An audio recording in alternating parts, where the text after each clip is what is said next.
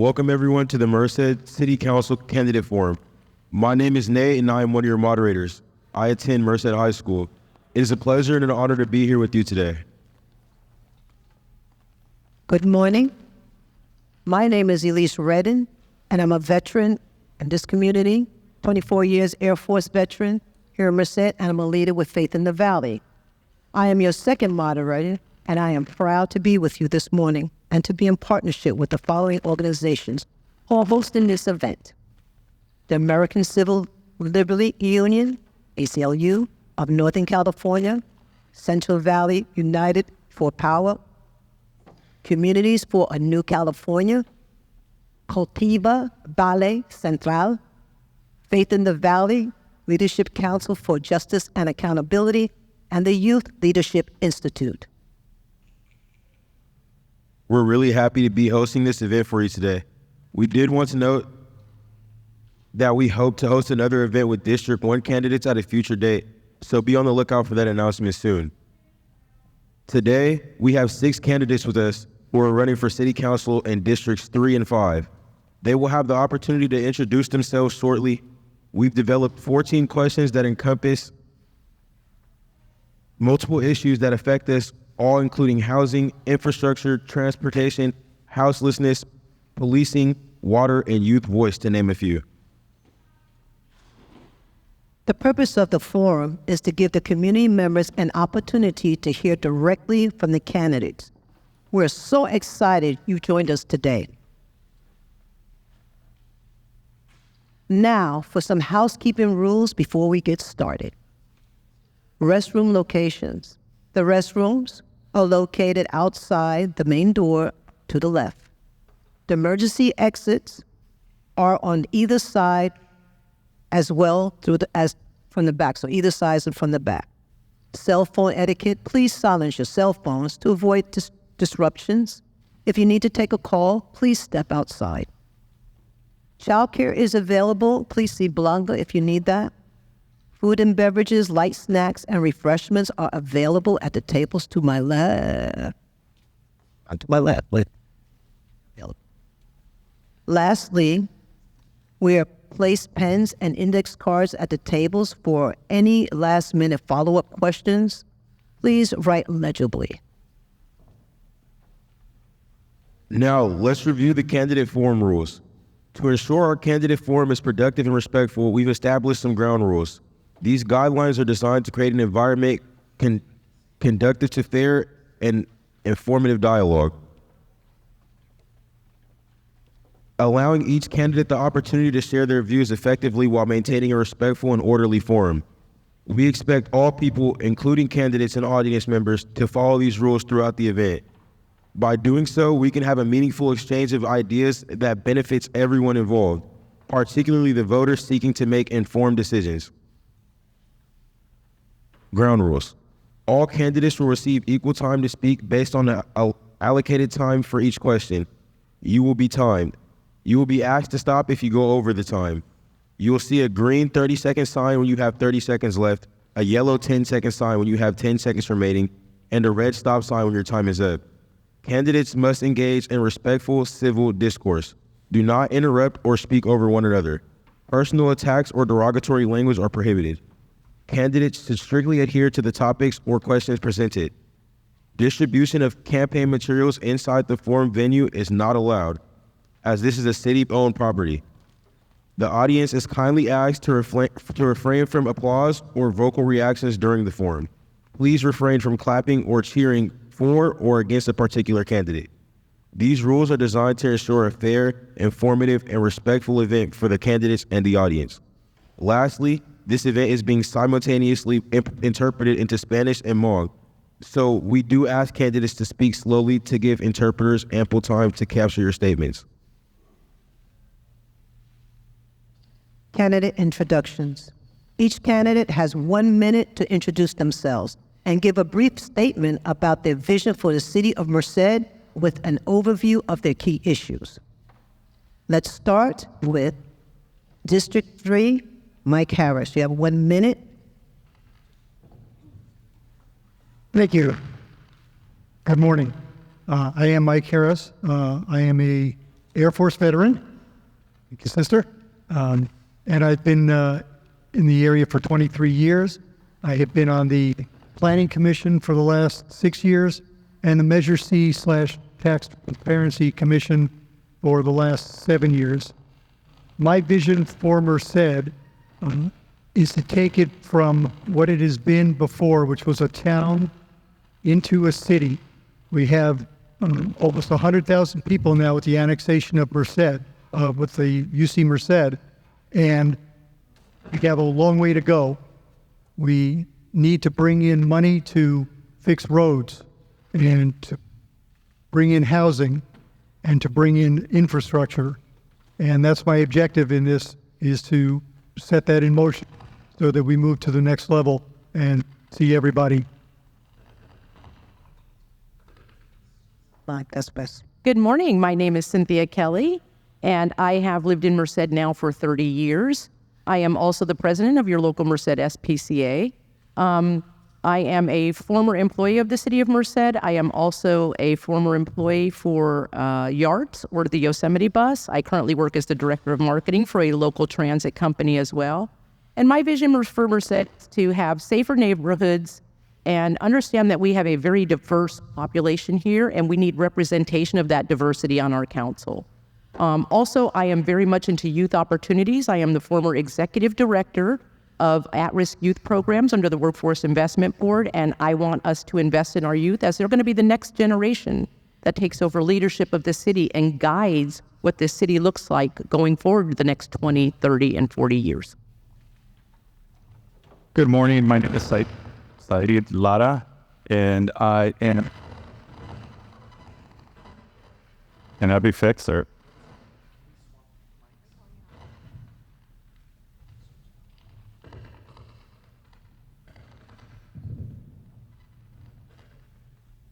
Good morning. My name is Said Lara. Buenos días. Gracias a todos por venir hoy. I am a Merced County resident. I grew up here in Merced County. Went to college in Long Beach, came back, and I've been an educator for over 16 years. I specialize in expanded learning programs, after-school programs, and I've started over 20 programs from scratch and have worked with countless others in the Central Valley. This is pretty fast. One of my main goals here are to improve public safety, quality of life, infrastructure, economic development, and to bring some youth programs and really build that bridge between Merced City Schools and Merced City. There's a lot of things we can do with my background in expanded learning education. That's something I would like to do. Good morning, everybody. My name is Sarah Boyle. I'm running for District 5, and I am also the current council member for District 5 for the city of Merced. So I am currently running for my re-election. The last 3.5 years, we've made really great strides in going through the issues that we have been brought to us. And I'm looking forward to the next 4 years. A lot of the initiatives that I'm looking forward to is economic development, our infrastructure, quality of life issues, and just seeing how Merced can continue to grow. I am born and raised here in Merced. I'm actually the only person that's on the city council right now that is born and raised in Merced. So I remember what Merced used to be. I know what Merced is today, and I look forward to what Merced can be in the future. Good morning, everyone. My name is Felipe Rojas Flores. By trade, I'm a public interest attorney representing low-income farm workers across the valley in employment law matters from wage theft to discrimination. The main reason I am running for city council is because I was born, raised, and educated here in Merced. I got my bachelor's degree here at UC Merced. I went through all what we were told to do as children growing up: study hard, go to college, get a good job. I did all those things, and when it came time for me to buy a house in my hometown, I was priced out. Which is the main reason why I'm running. I want housing affordability, whether you want to buy a house, whether you want to rent your home. I want people my age, 20-year-olds, and including younger people, to be able to afford to live in their hometown. Thank you. Buenos dias, good morning. My name is Alex Carrillo, but I am one of 6 boys raised by my dad, Carlos, who's a welder, and my mom, who's a retired teacher scanning worker. I've called Merced home for the past decade, and I quickly learned that City Hall's priorities did not align with our community, and that city representatives wanted to grow Merced, but did not have a plan. I worked as a community organizer, started a small business, served our community as a field representative for a legislative office, and now work as the Director of Communications and Public Policy for the UC Merced Community and Labor Center. During my free time, I continue to serve my community in various volunteer capacities as a board member for the Merced Arts Council, a member of Kiwanis, and a volunteer with the Merced Fire Department Certified Emergency Response Team. I look forward to today's discussion as we talk about economic prosperity, public and neighborhood safety, modernizing our infrastructure, community preservation, and community engagement. Thank you. We have a couple questions we want to ask. What policies do you propose to ensure that residents will not be displaced through evictions?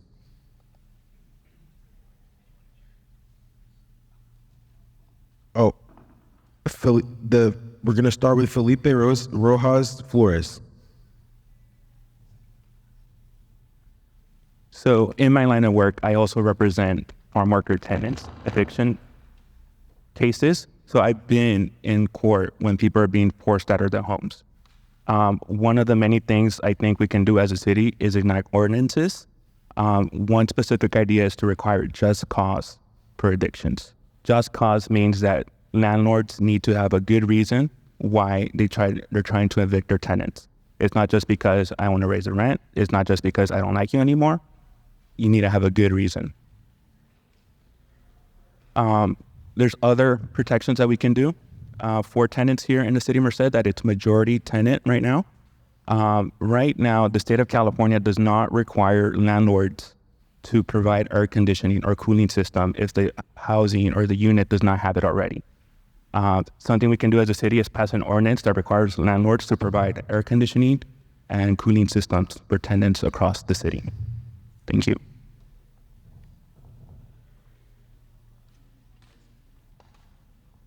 The next speaker will be Alex Correa. Can you repeat the question one more time, please? What policies do you propose to ensure that residents will not be displaced through evictions? Thank you. So I want to start off by saying that I'm actually a renter, not a homeowner here in town. And when I was looking for a place to live, the rent was too high in certain neighborhoods that I want to live in. And that's the same case across the whole city. One of these that we saw during the floods were bad landlords were wrongfully evicting residents in the Storybrook and Willowbrook neighborhoods and hiking up the rent. We need to ensure that there are protections for renters. That includes making sure that there's rent control in our community, and how that can look like, as I'm talking to neighborhood residents, is certain inclusive policies that ensure that they're not taking advantage of our residents.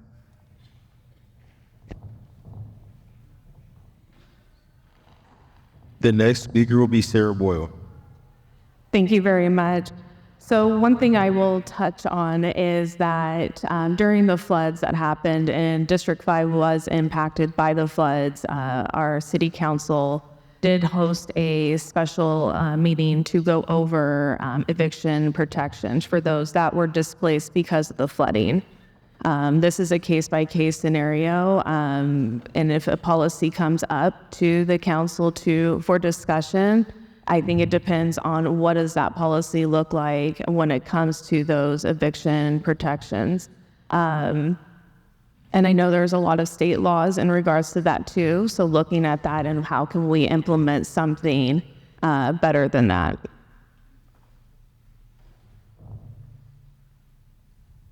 The next speaker will be Sayer Lar Rodriguez. Yeah, so a big issue why the rents are high here in Merced is because we do not have, our rental stock is under 2%. So we really need to build. If we want to bring down If we want to bring down rents, then we need to build. And if we make rentals affordable, then that's going to help residents stay in their homes.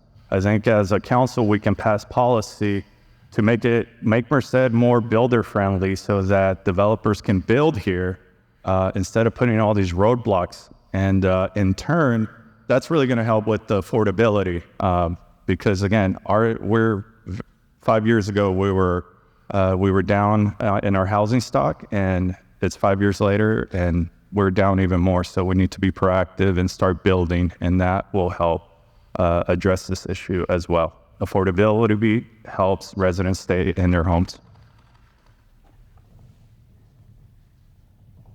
All right, so I am a renter as well. I am not a homeowner. And I will tell you that my relationship with my landlord happens to be very good. That is not always the case with certain renters. I think one of the things we look at, and when we're looking at rentals in Merced, is we need to look at the UC building housing for their own students and free up rentals that are currently be taken by those UC students. We also need to look at the resources we currently have. We have legal aid services here. We also have mediation services between renters and landlords that are available as well. So I would like us to see more referrals to those agencies so that they can understand the issues and get involved in the issues so that people can stay in their homes with that mediation.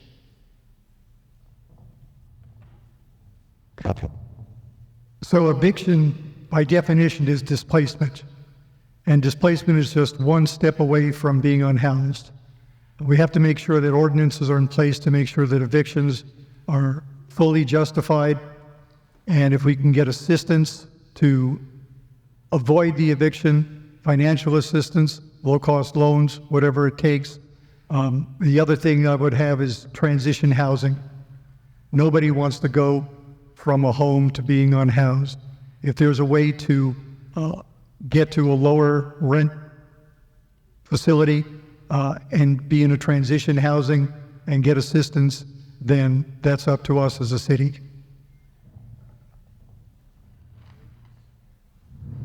Thank you for that. I know our mics are having a little bit of problems, so we're just going to roll with them. Okay, so our next question, if elected,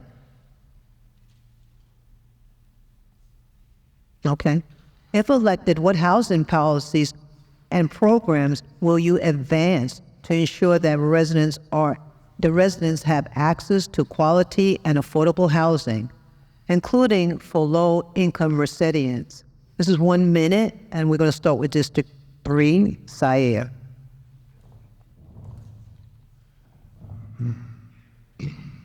Again, I go back to building. We need to build. That is the main problem right now. Our housing stock is so low. We're behind. We need to build. That helps affordability across the board. It helps if we build more housing. That brings the other housing. That brings the other housing down. And and so that brings the housing all across the city down. And so we need to build, and again, in turn, that helps rentals. I would work with the council to make sure that we're building, to make sure that we're providing some housing for our low-income residents. There's already several spaces in the city that are designed to be low-income housing, and so I will work with the city to pass those and to make sure that those get put into fruition. Thank you. I am definitely going to agree with Sayer. We need more housing, but I will also add that back in 2006, when I worked for the city of Merced, when we were issuing over 1,000 building permits a month, there were subdivision agreements with some of the developers that allowed for owner-occupied housing. So that requirement was that 30% of that subdivision had to be owner-occupied for a period of up to 6 years, 60 months, 5 years. So I would like us to see us bring back some of those conditions in the subdivision agreements. That will ensure that our Mercedians are occupying those homes and that they're not being taken up by investors for rentals or investment properties. Thank you. I can tell you in the 6 years that I've been on the Planning Commission, we have approved more housing starts than any other time in the history of Merced. housing is very strictly regulated by the state. They can put up a proposal to do a housing and have absolutely no low-income housing, and we cannot turn it down. We can certainly make suggestions and encourage them, but the state tightly regulates what we can and can't do in the city. I agree with Cindy completely on the UC Merced issue. More UC Merced housing will free up way more rental properties. The property at McKee and Yosemite that's almost finished provides hundreds of new student housing homes, and that'll help quite a bit. 8. Fast, Sarah. Thank you very much. So for those of you that have watched our council meetings in the past, one thing that I have said repeatedly is what we have done in the last 3.5 years when it came to affordable housing should have happened 10, 20 years ago. What we're seeing now is all the effects of not having any affordable housing built in the city of Merced. But we have made such great strides in doing that. We have 214 units that have already been completed for affordable housing, and we have approved for 500 additional units approved. And I will say 213 of those units are in District 5. And if you drive behind Lowe's, you'll see the construction on a project right now that has 156 units of affordable housing that's coming. And these are also infilled. So we've made great strides, and I look forward to more projects that we can approve in the future.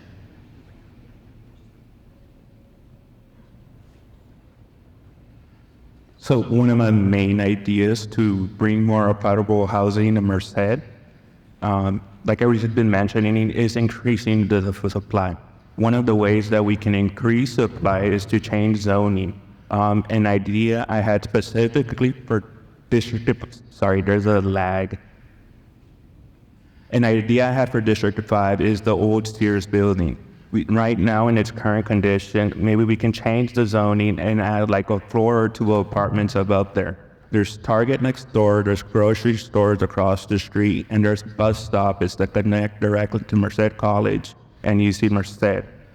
We can also build on the infill work that has been done already by changing zoning and bringing residential and commercial together.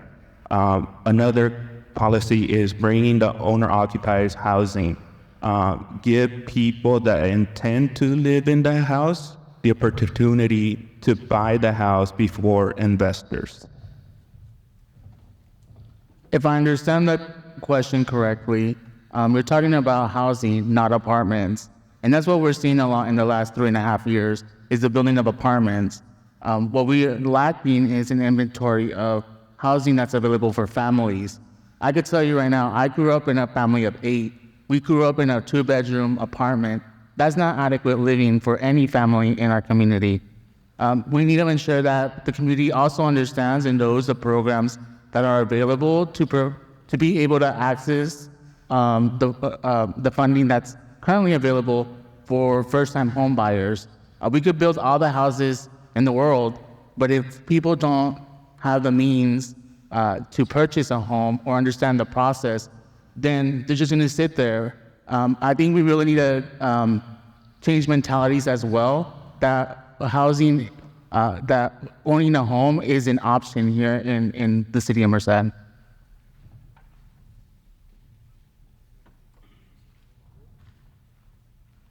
If elected, what are some solutions you propose to ensure existing disadvantaged communities, such as those in South Merced, get the infrastructure and improvements and investments they need, including road improvements, sidewalks, lights, water, stormwater drainage, and sewer?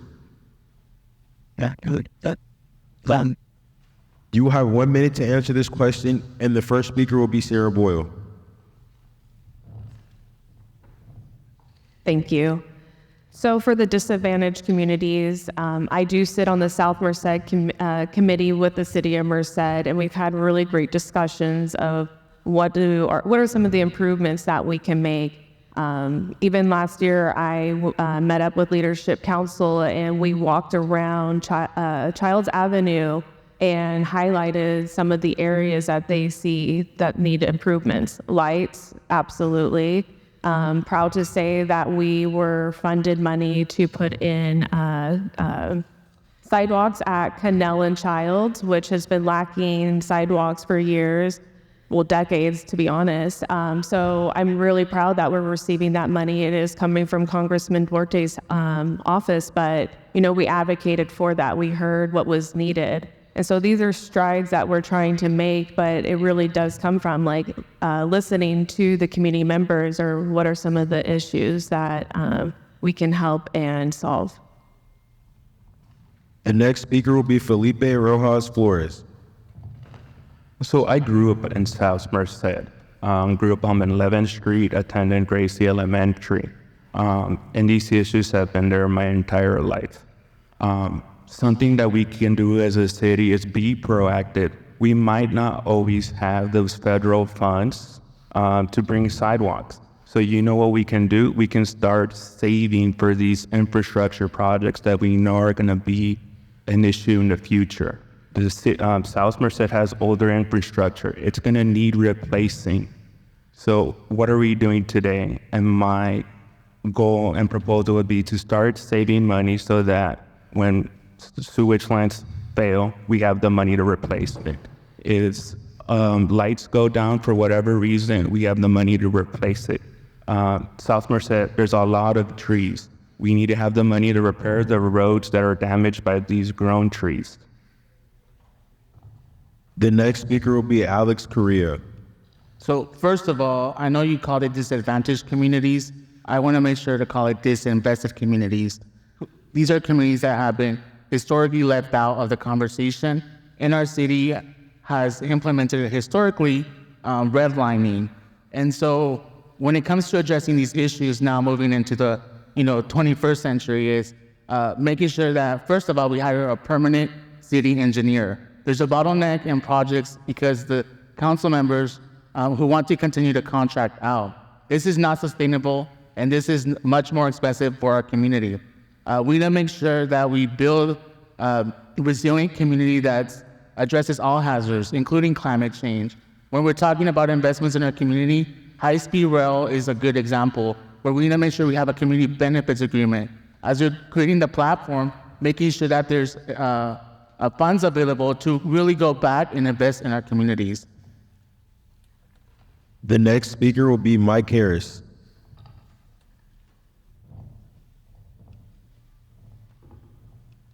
So what would I do if I was elected?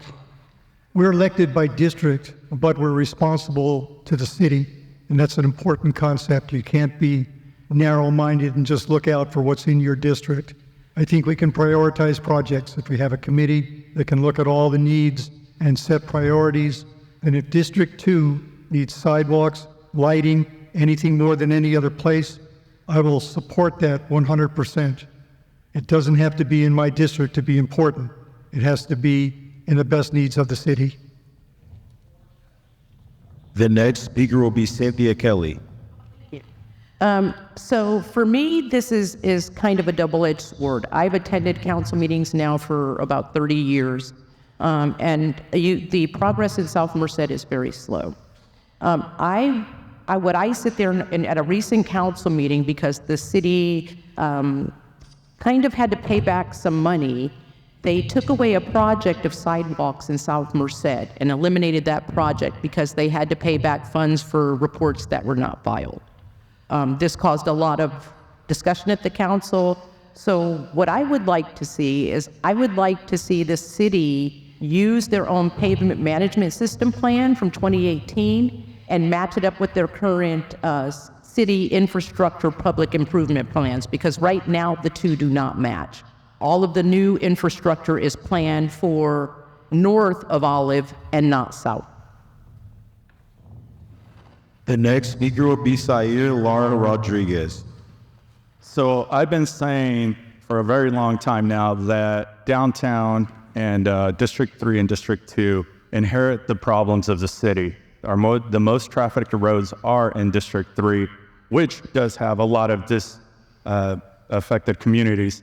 And so we need to make sure that the representatives of those two districts are working together with the rest of the council to make sure that we put extra attention to those districts. And as well, I'll touch upon a little bit what Alex said is that we need to build up our development department because we don't have a full-time engineer. We were at a meeting on Wednesday, and the ongoing theme was that they were understaffed. All the departments were understaffed. So how are we going to grow and fix our infrastructure anywhere in the city if we don't have the development department's not staffed? And to add to that is we need to educate our community how to talk to the city and use Merced Connect and things like that. Oh, I don't know. Thank you for that. Next, we want to ask, how will you ensure all residents, including children, youth, and seniors, have access to safe, vibrant parks and accessible community spaces and recreational programs? Just 1 minute. I'd like to start with Ms. Cynthia. Okay, so I am a huge supporter of our youth and youth programs. And I think one of the things we look at, when I was with the assistant transit manager for Yards, I was able to get grants to get the youth of Merced and their families to Yosemite. Because it has been shown in stats that people of color do not often get to enjoy our open spaces. So I wanted to change that perception. Also, I think one of the things we need to offer free youth programs in our city. We need more activities. We need a bowling alley. We need something like Blackbeards. We need something for our kids to do here. They need their own cafes. They need their own spaces where they can go and feel safe and be part of this community and have the support of their council to do that.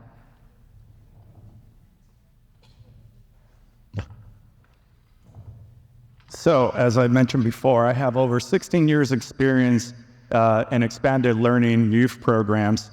And if I am elected, the city's getting an education consultant for free. I do plan to build that bridge between Merced City Schools and the city of Merced, because one of the things I specialize in right now is ELOP funding, which Merced City School has a lot of.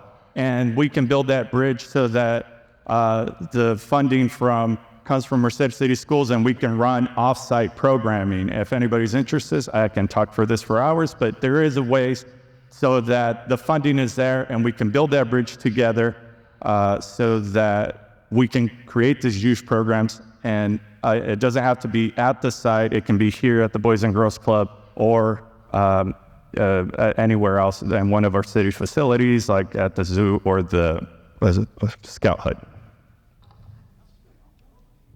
Sorry. I would definitely work with the schools for their programs and for the after-school programs. We've got to stop our kids from going to Turlock to get all their entertainment. Like Cindy said, there's no bowling alley, there's no miniature golf. They get on the highway, they drive 20 minutes, and it's all there for them. We need to provide that for them here. One of the things I would do if elected is I would get the city to hire a full-time grant writer. There's a lot of money out there. As Sayer mentioned, there's shortages in all the city staff and they can't get the money. We can get a grant writer to get that money and pay for their own position. I think that'll do a lot to get us the resources. Keeping it safe is the police department's responsibility, and increased patrols will help do that. Hold up, just 1 second. We have mixed our order just to keep the entertainment. So next, I'd like to pass the mic to Felipe to answer the question. Let me reread it. Okay, so how will you ensure all residents, including children, youth, and seniors, have access to safe, vibrant parks and accessible community spaces and recreational programs? Felipe, got it. So as I mentioned earlier, I grew up in South Merced. If you're from South Merced, you know there's a micro park near you. a block or two away from where you live. Where I live now, I need to drive to my closest park.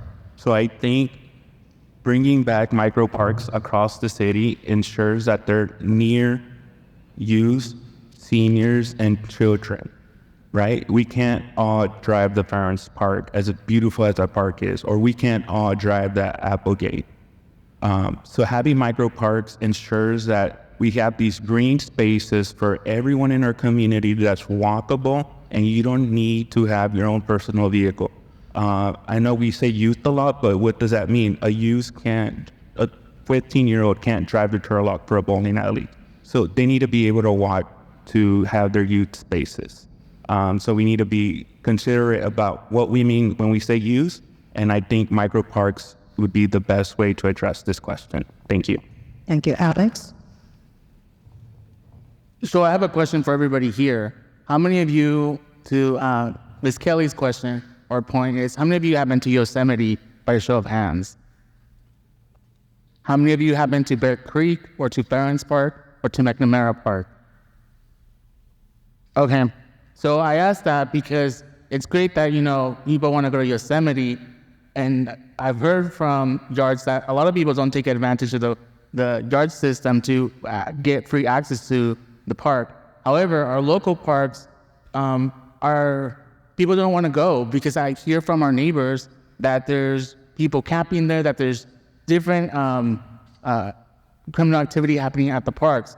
So we need to make sure that we have park rangers as a means to deter crime. They provide educational and recreational activities for families, and they provide maintenance work. We've seen this done in Bakersfield and in Modesto, and they won awards for it. There's also funding available through state and federal resources that doesn't have to go back to local taxpayers.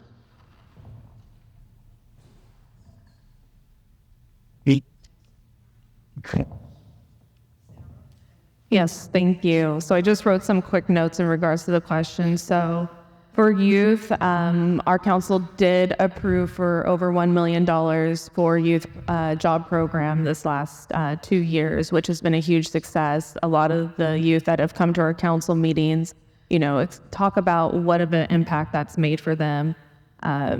Our park infrastructure improvements, Farron's Park, we approved to get new playground equipment for there, including even the ground. If you haven't been out there, I highly suggest you should go out there. It looks great.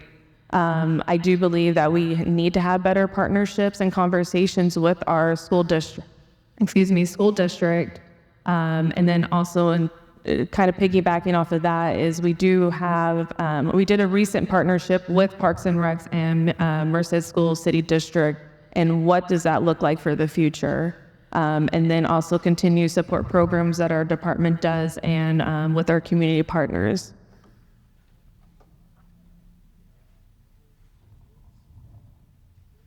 How will you make sure that youth voices are heard and included in decision making? You will have 1 minute to answer this question, and the first speaker will be Alex Correa. So I worked as a program director for the Youth Action Commission of Stanislaus County. So I know the value of having youth at the table, but also having them in positions that they're making decisions to ensure that our community has youth voice and that there's a platform for youth involvement. Also include real investments, and that includes workforce development, includes recreational activities, but also over the past 10 years, I've been involved with various local campaigns with neighborhoods and CBOs to make sure that there's investing in youth that's happening in Merced, because that hasn't been the case. And as we're seeing the past 3.5 years, we're seeing Merced get younger. But the Boys and Girls Club is a good example. Majority of students that come to Boys and Girls Club are from District 5. They're actually from Rivera Middle School. And so we need to make sure that there is a community center that's available for youth to continue to meet and be in a safe environment. The next speaker is Sarah Boyle. Yeah, for youth voices to be heard and for the decision making, teaming up with a lot of these nonprofits that are youth geared. I mean, they come to our council meetings. I appreciate what they have to say. they are that next generation that's living here in Merced, and it is important. You know, they came in when we were having our ARPA discussions about providing youth jobs, and I mean, I'm proud that we were invested that money, so now they have real experience that they can go and apply for jobs in the future and saying, hey, I have this experience on my resume. I am now looked at to be more hired when it comes to these other jobs.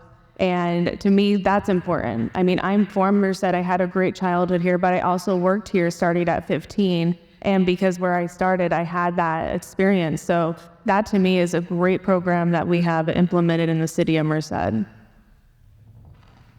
The next speaker is Felipe Rojas Flores. So I'm gonna go back to the fact that I grew up here in Merced. Since I've been in high school, I've been here. What are we doing for the youth? What are we doing for the youth? So this might be one of our more controversial point of view, but I think we need to lower the voting age for city elections to 16. This is the only way elected officials will listen. Right? When you have the power to vote them out, they're gonna listen. And with that, I would also encourage and commit myself to go to the high schools and middle schools and talk to the youth directly. I know it's intimidating to go to city council meetings and speak in front of everyone. So you know what about a more relaxed setting like a classroom? So that would be my proposal, is to get the youth voice heard, lowering the voting age for city election to 16 and having city council members go to the schools and to talk to their constituents. The next speaker will be Sayer Lara Rodriguez. So one of the after-school expanded learning education actually has standards. It's no longer, it's evolved from just a community center model where now there's different standards that we have to hit in expanded learning and after-school programming. One of those standards is youth leadership and voice. And so with that, that's something that we can implement in whatever youth programs we start, whether it is through building that bridge with Merced City Schools or it's individual programs as we start with the city. And if we are able to build that bridge with Merced City, that ELOP funding that the schools have, Merced City Schools has $17 million, also includes busing. So we're able to take our students to the different locations within our city, and it can be more community-based programs and them have it meet and in one location so that we can all hear their voice. The next speaker will be Mike Harris. The question was, what are we going to do to make sure youth voices are heard? 3 words: I will listen. If it involves youth, I will seek out organizations like the Youth Leadership Institute and listen to what they have to say and what their views are. We'll talk to the people from UC Merced and the Boys and Girls Club and come up with what the strategy for the council should be. You can't hear them unless you listen. That's me. So I'm really glad this question came up. So during the month of August, I held virtual town halls. The last one on August 31st was attended by 23 youth between the ages of 14 and 18. And it was an opportunity for them to tell me what they wanted as citizens of Merced. I think that's the key, is when we hold our annual city town halls, we need to have youth town halls, specifically for those citizens to come and express to the council how they feel, what direction they want to see in Merced, what programs they're missing, what help that they need from their council. So I would definitely like to see that expanded from middle school to high school, and not just limited to our high school and college students as well. But I think having youth town halls as part of the city town hall process would make a big difference. Thank you. Merced residents face issues with speeding and pedestrian safety. How would you address these concerns? Well, you have 1 minute, and I'd like to start with Mr. Mike Harris. In the over decade I spent in law enforcement and the 28 years as a medic, I ran into that all the time. There are three components to this issue: education, engineering, and enforcement. Education is self-explanatory. Engineering are things like stop signs, red light cameras, and then there's enforcement. You have to be able to have consequences for speeding, jaywalking, things like that, things that put you at risk. And I would advocate for enough law enforcement and technology to take care of those engineering and enforcement issues.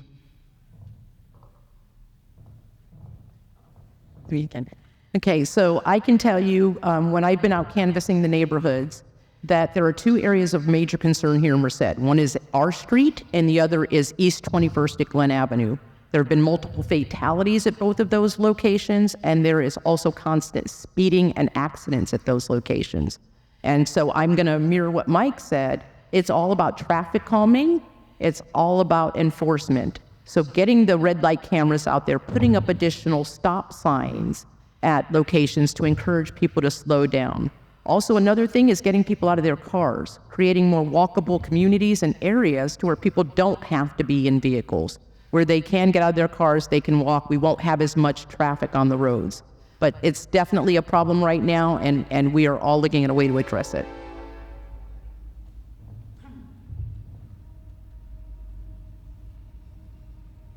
Oh, okay. Thought we were waiting for his drink.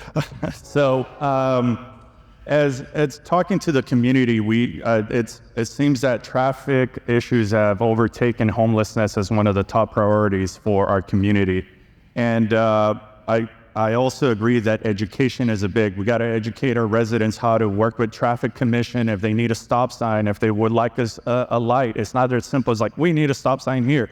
You need to go through traffic commission. We need a speed bump here. We got to go through traffic commission. So we got to educate our community how to work with our city departments to get those things done.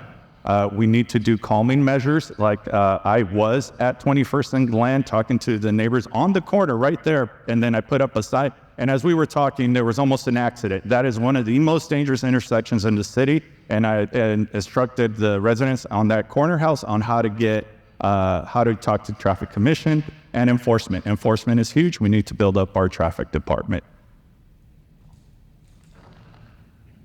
Thank you. So this is a huge issue that I have been trying to solve for the last 3.5 years, because you start seeing trends just going around in Merced. So for those that you do not know, we do host town halls every single year where you can come to us and talk about the issues. And the number one issue that we heard this year was traffic, people speeding throughout Merced. So last year I had brought forward installing the red light cameras. I mean, the last thing that any of us want to have is going through an intersection and getting T-boned from someone running a red light, then all the consequences that come after that. Another thing that I brought forward was the light synchronization in Merced, because more likely than not, you're going to try to speed through that next intersection, so you should get to work or go to wherever you need to go. Like Sayer had mentioned, is we do have the traffic commission. Even though I'm on city council, I still submit requests there because there's things that I see that, hey, this can be an issue. So I am in agreement that we need more enforcement, but I think we're not giving enough attention to engineering. A specific idea I have is to have curb extensions. So while red traffic cameras are great, to catch people that run red lights, actually slowing down drivers should be the goal. And I'm really wanted to share with everybody that I brought this curb extension idea to an employee at Farmdale Elementary, and they were so excited to it that they asked me, so what do I do next? Who do I talk to? And that's when I told them, well, there's this traffic committee, you got to do this and that. And that goes to the education of people. If we not just educate them, because I don't like that term, but walk with them. Like, here, this is how we do it. And I'm going to walk with you so that we can address the issues you want. So engineering is something that we need to put more focus on. Curb extensions, we already have them on Main Street. People aren't going 40 miles an hour on Main Street. Thank you. So every single year, the city of Merced does host town halls. And every single year that they've hosted town halls, I've talked about M Street and the accidents that continue to happen. And it's not just M Street, it's also Austin Avenue, where people aren't slowing down. And we do need calming measures. But every single year, I hear from the council members that it's too expensive, that there's no money available. And there is funding available. Currently, the city of Merced is taking input for congestion mitigation and air quality projects, or CMAQ projects. The issue goes back to having available staff to see these projects through. We're not seeing all of these projects. As I'm walking neighborhoods, our sidewalks are not ADA compliant. In the neighborhood that I live in specifically, there's a lot of seniors, there's a lot of mothers and parents with strollers that can't cross the street safely because our sidewalks are not ADA compliant. Thank you. What are your long-term and short-term goals to address the needs of the unhoused population in Merced? You have a minute to answer this question, and the first speaker will be Felipe Rojas Flores.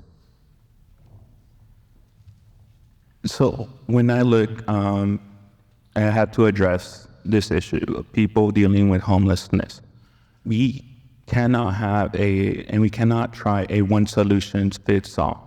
There are different types of individuals that are experiencing homeless. There are people, if you offer them the help, they'll gladly take it. There are people that would take the help if they had the capacity to accept it. There are people that don't want our help. So short term is trying to identify the people that want our help and giving them that help. And that start, bringing down the unhoused population. More long-term goal, I like the approach that the police chief is doing right now, where enforcement's the latter option. And this goes to people that might not want to accept our help. It's something that we should try to, instead of criminalizing homelessness, offer them a program to work their way out of there. The next speaker will be Alex Correa. So the short and long-term ideas for the unhoused population. First is holding the state at the same standard that they're holding our cities. The state has made it a priority to continue funding to provide services for unhoused populations. However, if we're not meeting the state's requirements, they're going to start retracting some of that funding that is available, and that will make it a burden to you as a taxpayer here in our community. And so that's step one, is making sure the state's held to the same standard. Second is the connectivity to resources and services in our community. Like I mentioned, there's already money that's coming down from the state that we've been able to provide programs here in the city of Merced. And I keep hearing from businesses in District 5 of the issue of folks camping outside of businesses and making sure, that, for example, the DART team is available, but they also have the resources available to connect residents back to the services that are here in our community. The next speaker will be Sarah Boyle. Thank you. So for long-term and short-term goals regarding the unhoused, for us, we've had a great amount of the Project Home Key projects implemented in Merced. Continuing those, our police department, when they go to the encampments, they are providing the resources should an unhoused person want to use those resources. And they're going to continue to do that as well. Low-income housing and continue these projects. We have, like I mentioned earlier, how many units that we have approved, continue those projects as well. But I think ultimately working with our county, state, and federal programs and how we can get more of these funding to build these houses. One of the programs I'll mention real quickly is our veterans program for homeless veterans is working with the federal legislation to get those vouchers so that our veterans can be housed. The next speaker will be Cynthia Kelly. Thank you. First, I want to say that everyone refers to this as a homeless issue or a homeless problem. That is not the problem. Homelessness is a symptom. The problem is mental health, illness, and addiction, and we have to address those first. According to the point in time report that was done in January, 49.6% of the people that are put in housing first will return to the streets. How do we stop that? So the first thing is to get people into housing and make sure they stay there, that they're not returning to the streets. To do that, we have to offer them the mental health and addiction programs and support and services that they need. We have to focus on what the true issues are and not the symptom. Long-term, I'd like to see them in long-term housing and with job development skills, perhaps returning education skills as well. The next speaker will be Sayer Laura Rodriguez. So yes, it's not just a housing issue. It is it's an array of things, and so we do need to address mental health and drug addiction. But we also need to work with our county supervisors and our county departments because they're the ones that get the bulk of the money to address the homelessness, and also we need to work with COC to address these issues. The recent Supreme Court ruling is changing a lot of the ways that we can address homelessness, and so we need to adapt to how the policies that we're going to implement.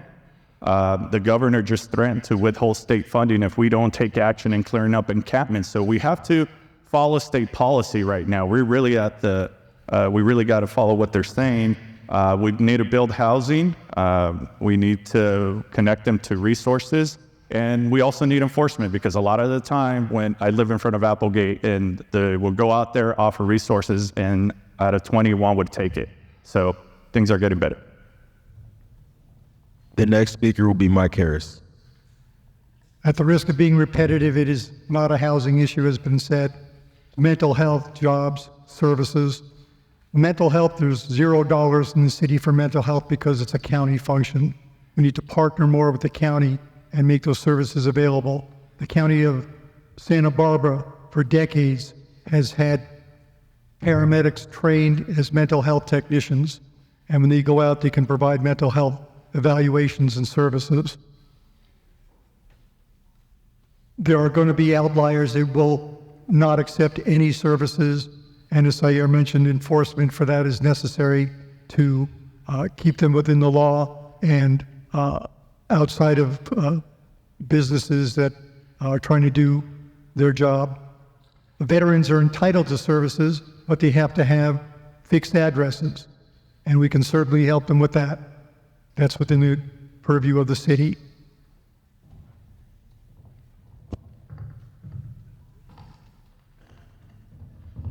Thank you for that. Next, I'd like to ask the question. Unincorporated county areas like South Peachtree, Cone Avenue, and Girard Avenue are within the city's sphere of influence, but mainly depend on domestic wells that are at risk of contamination or running dry. At the same time, city residents are often unable to afford their water bill.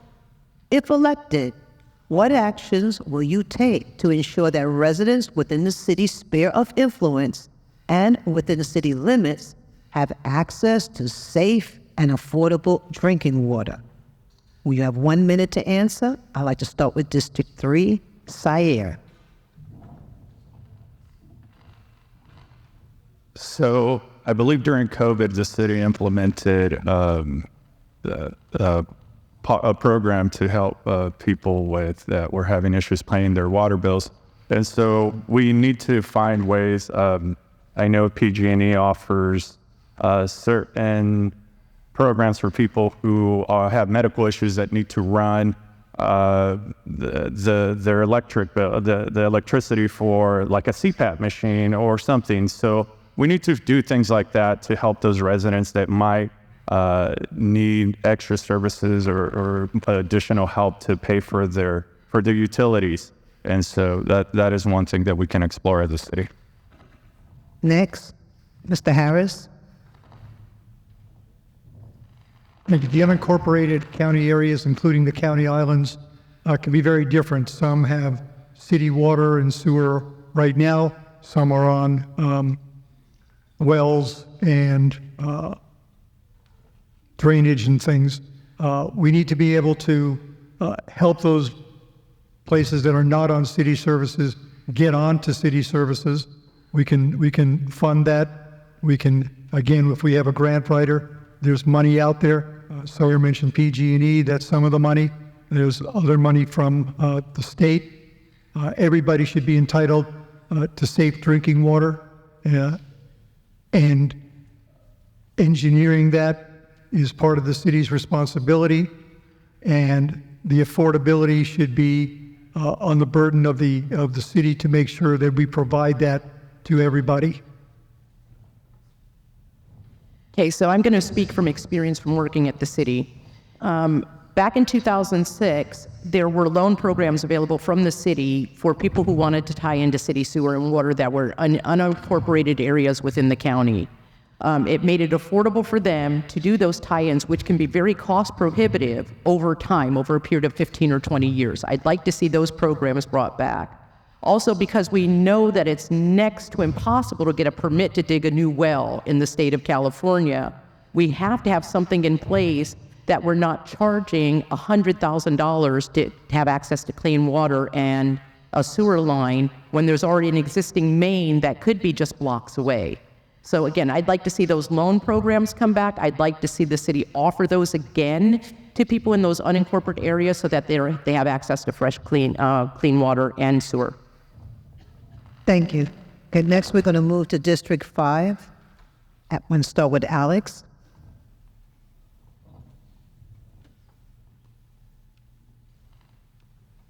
So in regards to Peachtree specifically, I've heard over the years from Ana Maria, who's a resident and she lives on Peachtree, who talks about the issues of needed and why they want to be incorporated. From what I heard from the city again is the cost to connect. A number that was thrown out was $2 million to connect to the necessary lines to sewer, for example. Currently, there's a lot of funding available through the EPA for connectivity. I would really want to see the city go after this funds that are available to start connecting to sewer and water. As we've seen the trends, we're going north, but we're not investing back in neighborhoods that have been here. As a city council member, I will definitely be using my platform to advocate for accountability from the Public Utilities Commission to hold players like PG&E accountable. I've heard from neighbors in District 5 as that being a number one issue as I'm going door to door is the cost of running AC or a CPAP machine. Thank you. Thank you for that, Alex. Next, we'd like to have Sarah. Thank you. So in regards to the like South Peak, Cone, Girard, looking into funds for hookups, I know that there have been residents that are wanting to hook up to city water. It is expensive, but if there are funds or grants out there that we can go after to get this taken care of course, I would support that. In regards to the utility bills, yes, we did, part of the ARPA funding, we did implement a program where we were paying off of outstanding utility bills. One thing I do want to bring up is Councilmember Ornelas brought up connecting infill and in the city of Merced of those pockets of the county that are still surrounded by the city. So I'm hoping that comes to us soon. And I would totally advocate the same what Cynthia said is looking into these connection loans and also explore maybe something in the sphere, PG&E has their care program. Is there something that we can implement as well that's similar to that? Sorry. So for unincorporated communities like South Peachtree. We know these issues have been there for a while. So this is where we need to be proactive and anticipate funding for these issues. If we would have been saving for all these expenses 10, 15 years ago, we would be able to connect now. And like everybody else has mentioned, going to the state and federal government for resources as to safe and affordable drinking water for Merced residents now. I am disappointed that the governor recently stopped the bill that would provide similar discount as CARES for water. It seems really, the city needs to do more to encourage our state and federal officials to provide these kinds of funding so that low-income families and households have access to safe and drinking water. Thank you. Beyond community town halls and public comment opportunities during city council meetings, what actions will you take to host opportunities for residents to engage in interactive and meaningful conversations on community needs and develop tangible solutions together? You will have a minute to answer this question, and the first speaker will be Sarah Boyle. So yes, the city of Merced, they host town halls every year, about 3 a year, and they are throughout the city of Merced. And that is the perfect opportunity for residents to come and talk about the issues that they're seeing. And we kind of guide our goals and priorities based on what we're hearing. Last year, the number one thing was traffic and speeding and the enforcement of what was going on. And in addition to that, I mean, my email and my voicemail are always open. The amount of people that reach out to me on social media for their issues, it's a 24/7 communication line to me. And I've always helped them in regards to their issues of what's going on for not only the city of Merced, but also District 5. The next speaker will be Felipe Rojas Flores. And so the first thing that I think the city council can do is host more town halls throughout the year, not just at the beginning of the year. And maybe they don't need to involve the entire city council. Maybe it can be the mayor and your district representative so that you can have them in smaller, more intimate settings, and you're not trying to speak in front of 7 people. Something else that I think city council members should do, and something I can commit myself to, is actually doing the outreach to our constituents. To get people involved, I think we need to go to the people. Expecting them just to show up and bring their issues isn't enough. When you only have a meeting on Monday evenings, you very limited in the number of people that are going to bring their concerns, right? Working class families are not going to be able to attend the meetings on a Monday evening, because they have to work the next day or take care of their children. Thank you. The next speaker will be Alex Correa. So 3 town halls a year is not enough. And setting the goals and priorities at 8 a.m. on a Saturday morning is not adequate. As mentioned, families work, there's priorities. They're worried about keeping a roof over their head, paying the public utilities bill. So I would definitely commit to hosting office hours in the district in various locations.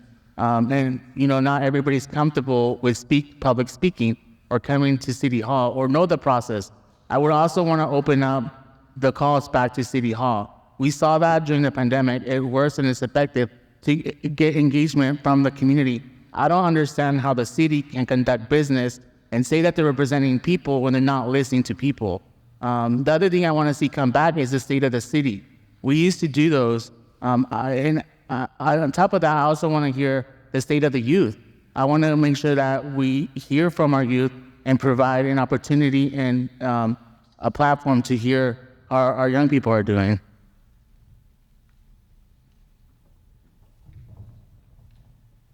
Thank you. The next speaker will be Mike Harris. Thank you. As Sarah said, we're a representative government. We listen to people. People can get hold of us by voicemail, by email, by social media, but there is no substitute for town halls. You get to hear other people's views.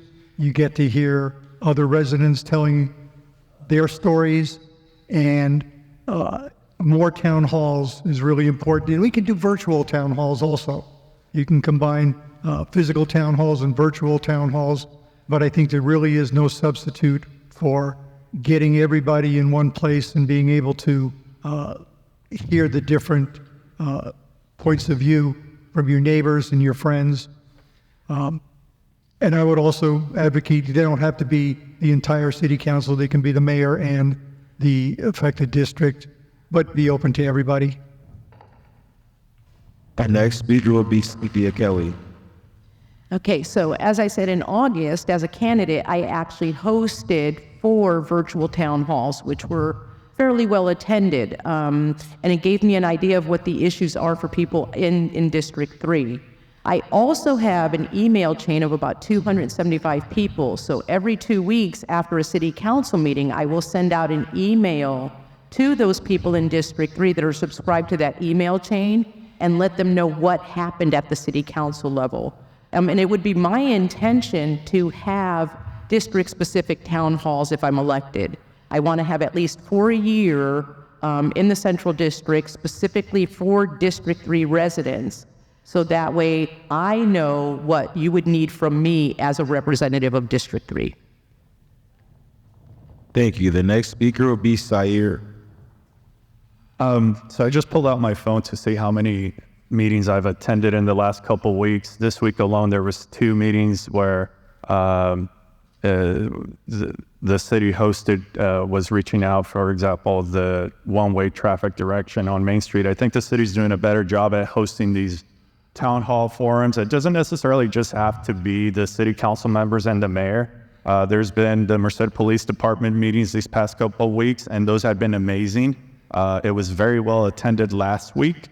And so we need more of those town hall meetings where we get our different departments to go out there and hear the people, not just us. And the city council members should be there. But the town hall meetings are great. And then we need to do a better job at marketing and educating and really marketing our city council meetings, the town forums, all of this, because the main complaint I hear is, I didn't know about that. When did this happen? Or why is that happening? So we need to do better.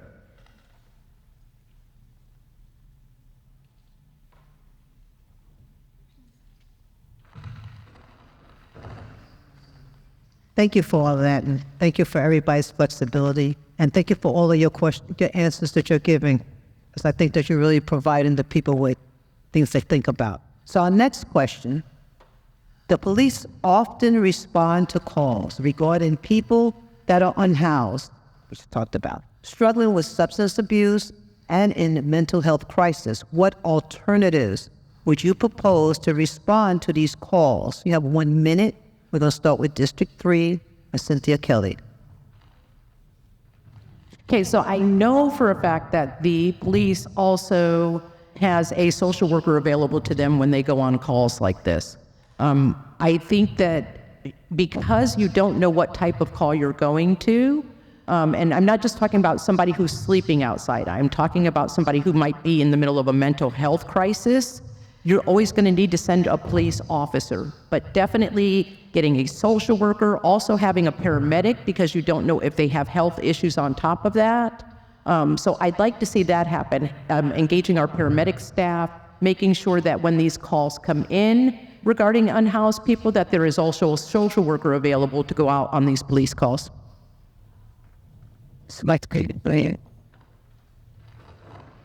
So one thing that I've been talking about and has gotten some traction from different members in the community, including business owners, is community liaisons, downtown liaisons, Bear Creek liaisons. What does that entail? A liaison is somebody with the polos, basically security, walking up and down downtown, walking up and down Bear Creek on bikes, on segways, whatever it takes, and making contact, have that constant contact with those unhoused and seeing if they need help. And after a while, they're going to get to know them or they'll move along.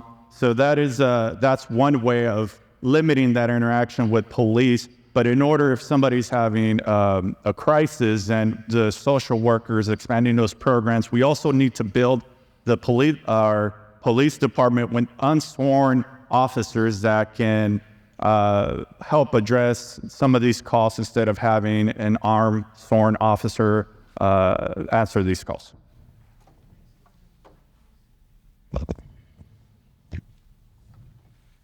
Well, speaking as somebody who's been on hundreds of those calls, I have to say that I will disagree with that and say that a sworn officer needs to go to all those calls, because those scenes can change from relatively calm to out of control in a matter of seconds. They need to be partnered with somebody with experience in social work or mental health, and the paramedics who can be cross-trained into mental health, just like they done for decades in Santa Barbara, is a way to address that within the city. Now you have somebody who can make an intelligent decision on whether or not this person needs to go to a hospital, needs to go to Marie Green, or needs to have other services. But I have to say that it's important to have a sworn officer on these scenes. I wouldn't send a social worker there without some protection. Thank you. Next, we want to move to District 5, Felipe.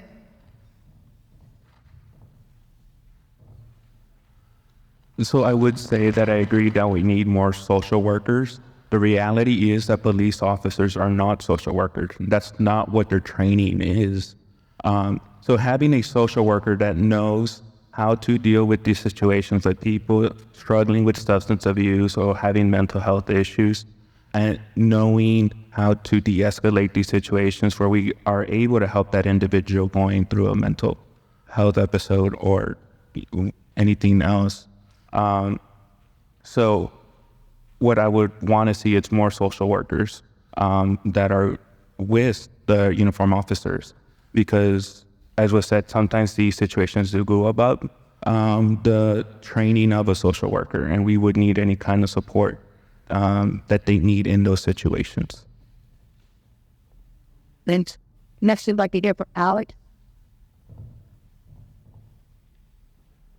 So, first of all, Chief Stamford's from Modesto, and serving there, Modesto PD has been able to create a great partnership between mental health clinicians and law enforcement to really address some of these calls that come in or concerns. One of the shortcomings in Modesto, though, is that they run 9 to 5, Monday through Friday. So when you're on the weekend and there's someone having a crisis, there's no one available. Definitely seeing a humanitarian approach as we're moving forward in addressing someone in crisis, and having that connectivity to services. There definitely needs to be a partnership. And when we're looking at positions that are available within the police department, there's 91 positions currently filled out of the 94. Many of those are unsworn officers, but having an expansion of people who can address mental health is crucial, and that can be done also through community health workers.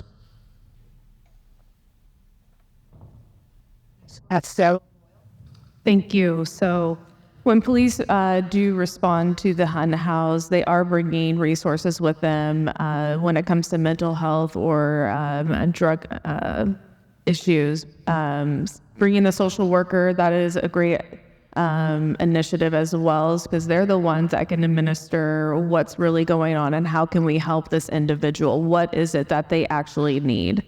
At the end of the day, you know, the county does oversee the unhoused programs, but we need to continue to be a great partner with them. And what resources do they need from us? And I mean, for myself, I'm always in communication with our county supervisors, and I'm talking to them about what are these trends that we're seeing on a city level and how can you guys help us on the county level, because this really is a partnership with each other. Thank you. The Merced County Association of Governments oversees Merced's public transit system. How would you make public transportation more accessible for everyone? You'll have a minute to answer this question. The first speaker will be Alex Correa.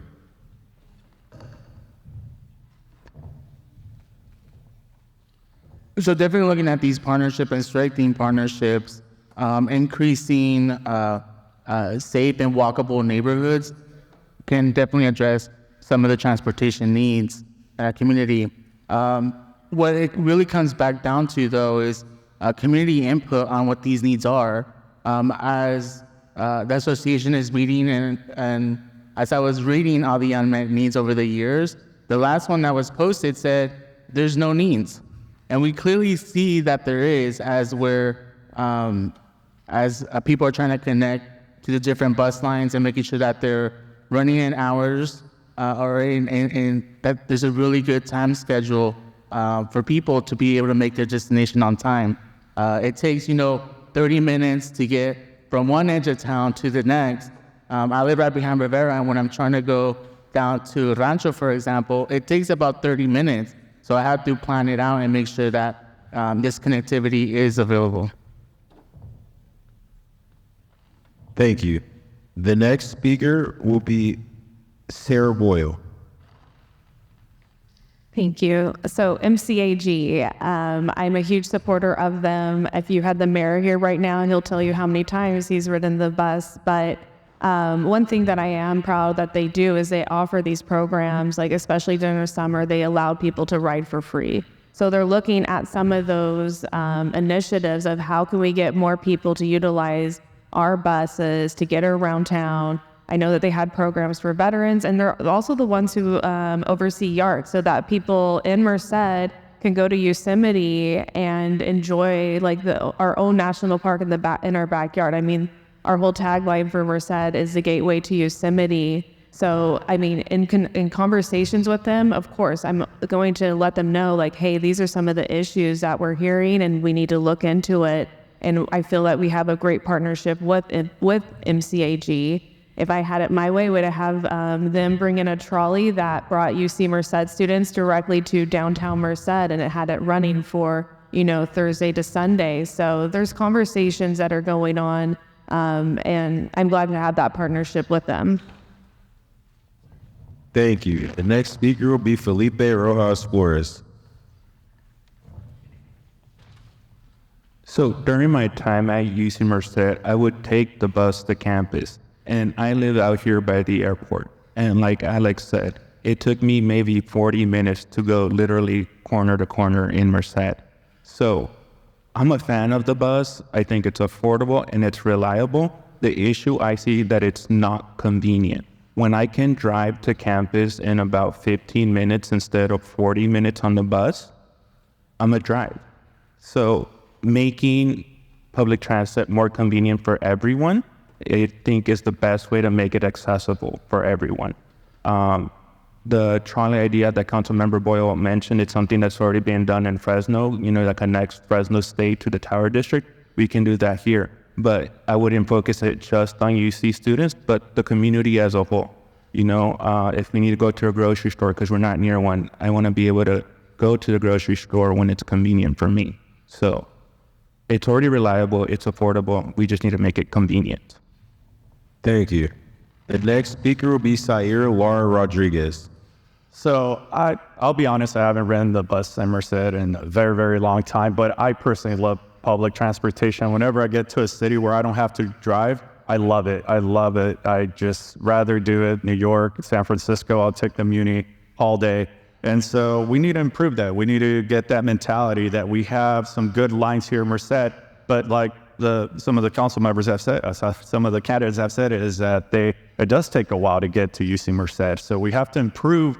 One way we can do that, let's discuss Express at Long Beach State. One of the things that they did, if you were a Long Beach State student, you got to ride the bus for free. So let's do that for our UC Merced students. Let's add some express routes. So, and I think they might already do that. Forgive me if I don't know, but we have to, make sure that downtown and the different neighborhoods are accessible, not just the routes around the UC track bus. And I would really love to see more students in this area as well. And because UC students are Merced resident, they're not just UC students. Thank you. The next speaker will be Mike Harris. I would advocate for free transport if under a certain income level, or if you're a student. It's the ticket to the way to get to jobs, to services. You may even avoid calling an ambulance because you have no other way to get to health services. It's not like it's going to be taking away somebody's paying spot. There's openings there, and it's the right thing to do. Thank you. The next speaker will be Cynthia Kelly. Okay, so as a former employee of MCAG and the Assistant Transit Manager of Yards, I can let you know that transit is authorized by the Federal Transit Authority. Both of those are grant programs, and the majority of the grant is based on the ridership of those systems. We talk about these express buses. Well, Dial-A-Ride was eliminated, and in its place came microtransit for the bus. There are also free and reduced fares for the bus. So when we're looking at this, the question should be, we should be contacting our state and federal representatives to demand more funding to expand routes. That's the way to get more accessible transit. We also have CAT Tracks that serves the UC students and is free. There is a UC Merced route on the bus as well that is also free to UC Merced students. But the thing you need to do is understand that these are federally funded programs, and then to expand these routes, you have to go to the feds to get additional money.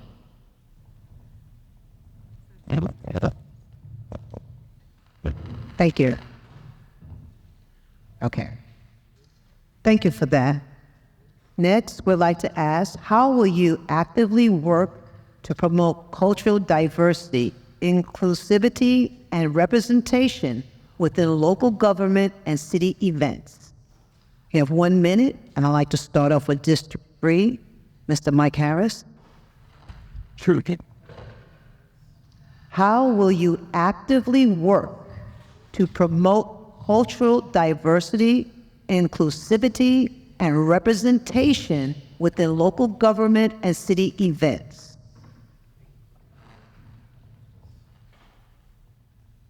It's a matter of reaching out, because if you just stay within your own cocoon, you're going to see your own people, your own faces.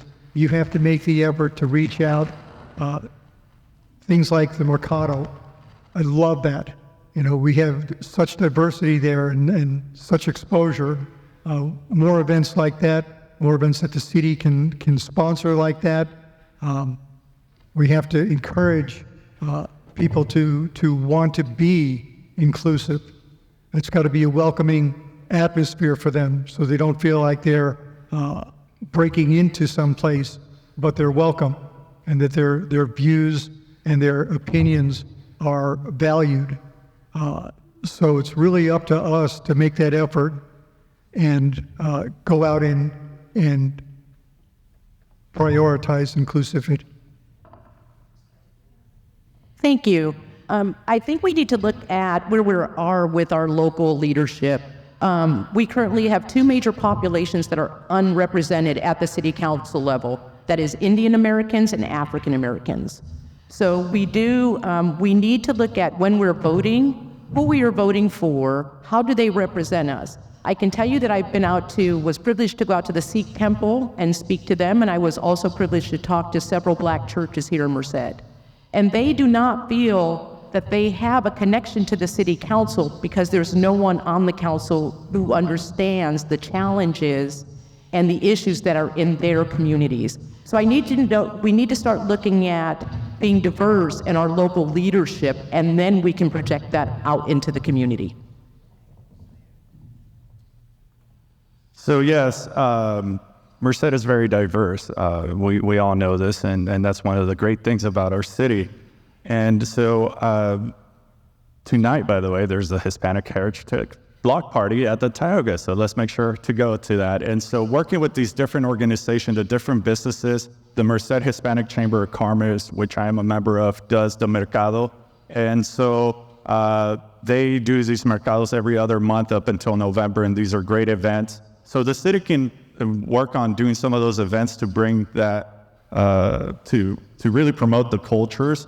But we also need to work with our different communities here in Merced, our AA Asian Pacific Islander community, a Hmong association, the Lao Association, and the Hmong community as well, so that we can do events with them that really showcase their culture in our city, because they are a big part of our city.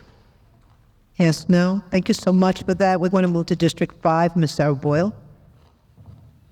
Thank you. So one thing that I'm very proud of our council is the Mercado, the Hispanic Chamber, did come to us back in 2021, seeing the need of a farmer's market that took place in Merced. I grew up, and that was something my mom took me to every week on a Thursday, was the downtown farmer's market. And I still remember that to this day. So approving for the Hispanic Chamber to implement that event to come to our city was a huge boost. It was great. I love that they're continuing to do that. But we also have Lao New Year that happens in May. We have the Hmong New Year that happens in December. And we continue to support these events, and we show up. And I think that's the number one thing is I might be white, but I still show up to these community and cultural events because this is my community and I'm here to support them, and I want them to know that I support them.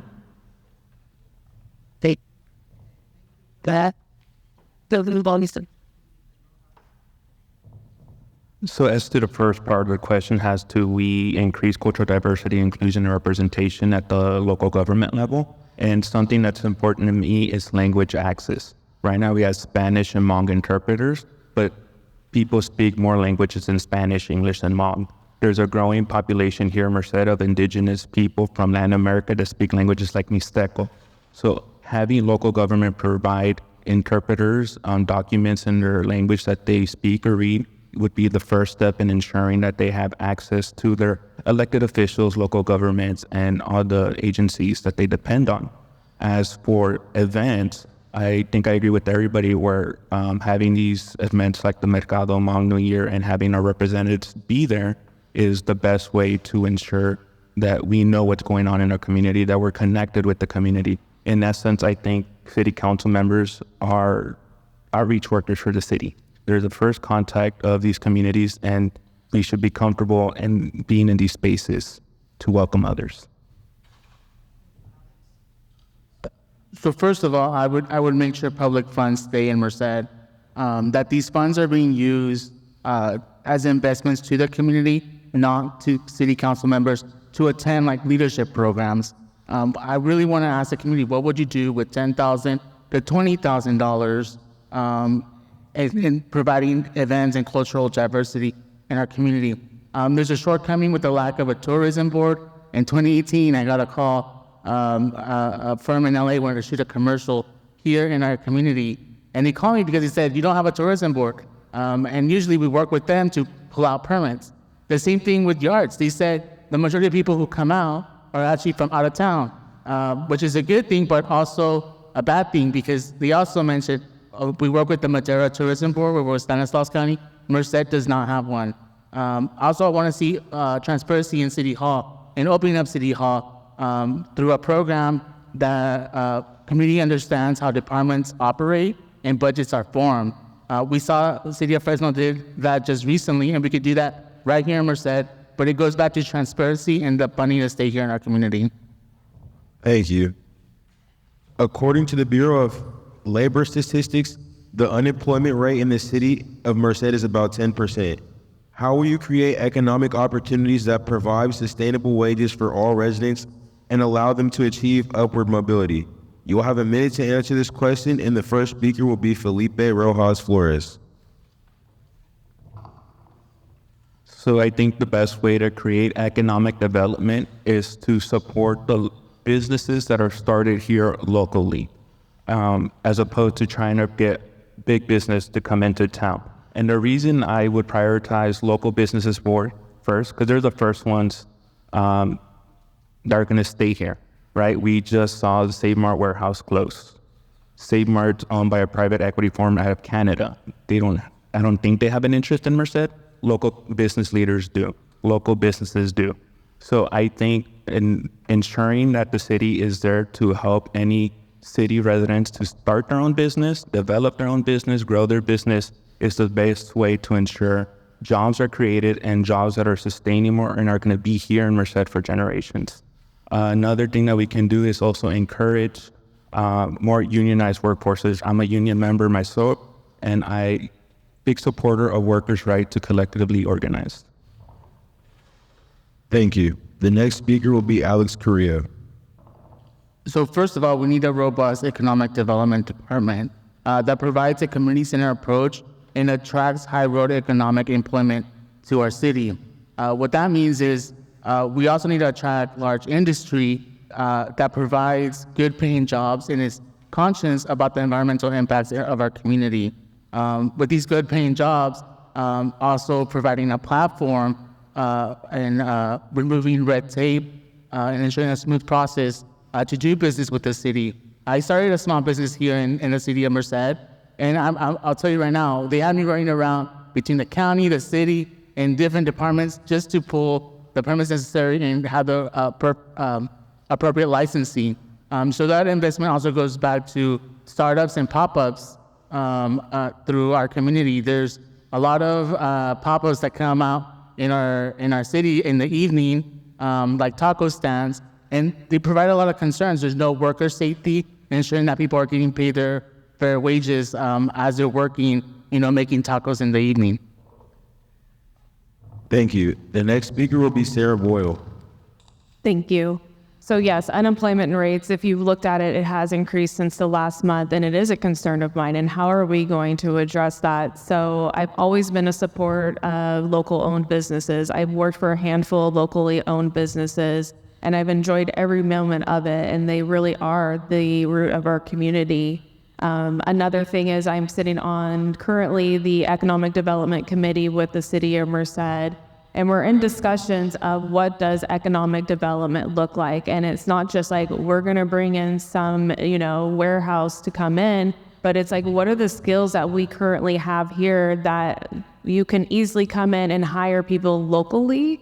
And then another thing is we need to be looking at available space and future space. What does the bigger scale of Merced look like, and then where are we growing when it comes to industrial and commercial areas?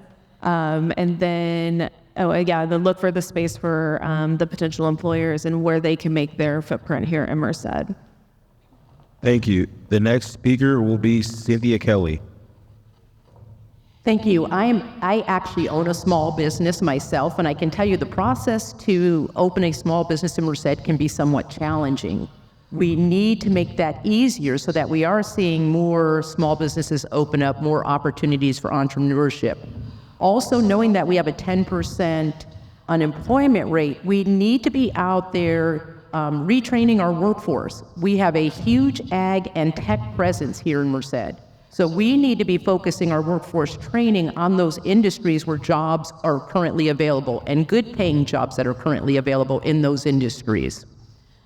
We also do, like I have said this before, I am fully in support of Councilwoman Boyle's directive to bring in an outside consultant and look at Merced, get a really good picture of Merced, and guide us in what the future of economic development should be here in Merced. And that's where I stand on that. Thank you. The next speaker will be Sayer Lara Rodriguez. So I myself am a business owner. I run an education consulting company, and Merced is difficult. The word around the business community is that Merced is not business friendly. It's very difficult to do business in Merced. It's getting a little better. I had a great conversation with our city manager the other day about opening breweries. It's actually, the city has done a great job to facilitate that. But there is already that stigma, and so we need to get out into the business community that Merced will be business friendly. We need all types of businesses, small and large. That is how we support our growing community. Construction is one of our big ones. So if we do more development, then that's going to increase a lot of qualified construction jobs that can lead to skilled jobs in the future. And we need to build our economic development department. Thank you. The next speaker will be Mike Harris. Thank you. I won't differentiate between small businesses or large business. I'll take any business that wants to come to Merced and provide jobs. Bringing in business brings in revenue. Revenue funds road repair, sidewalks, services. Large businesses come with training programs to give the local people skills that they may not have to function in those businesses. If I were the economic development director, there'd be cobwebs by my desk because I would be out selling Merced as much as possible. We have a product here. We have a city that's amazing. People are not breaking down our doors to come offer us businesses. We have to go to them. We have to sell them Merced. I'm prepared to do that. We need to do that. Bring the businesses in because with the businesses comes better economic health, and that goes all the way down to fixing potholes.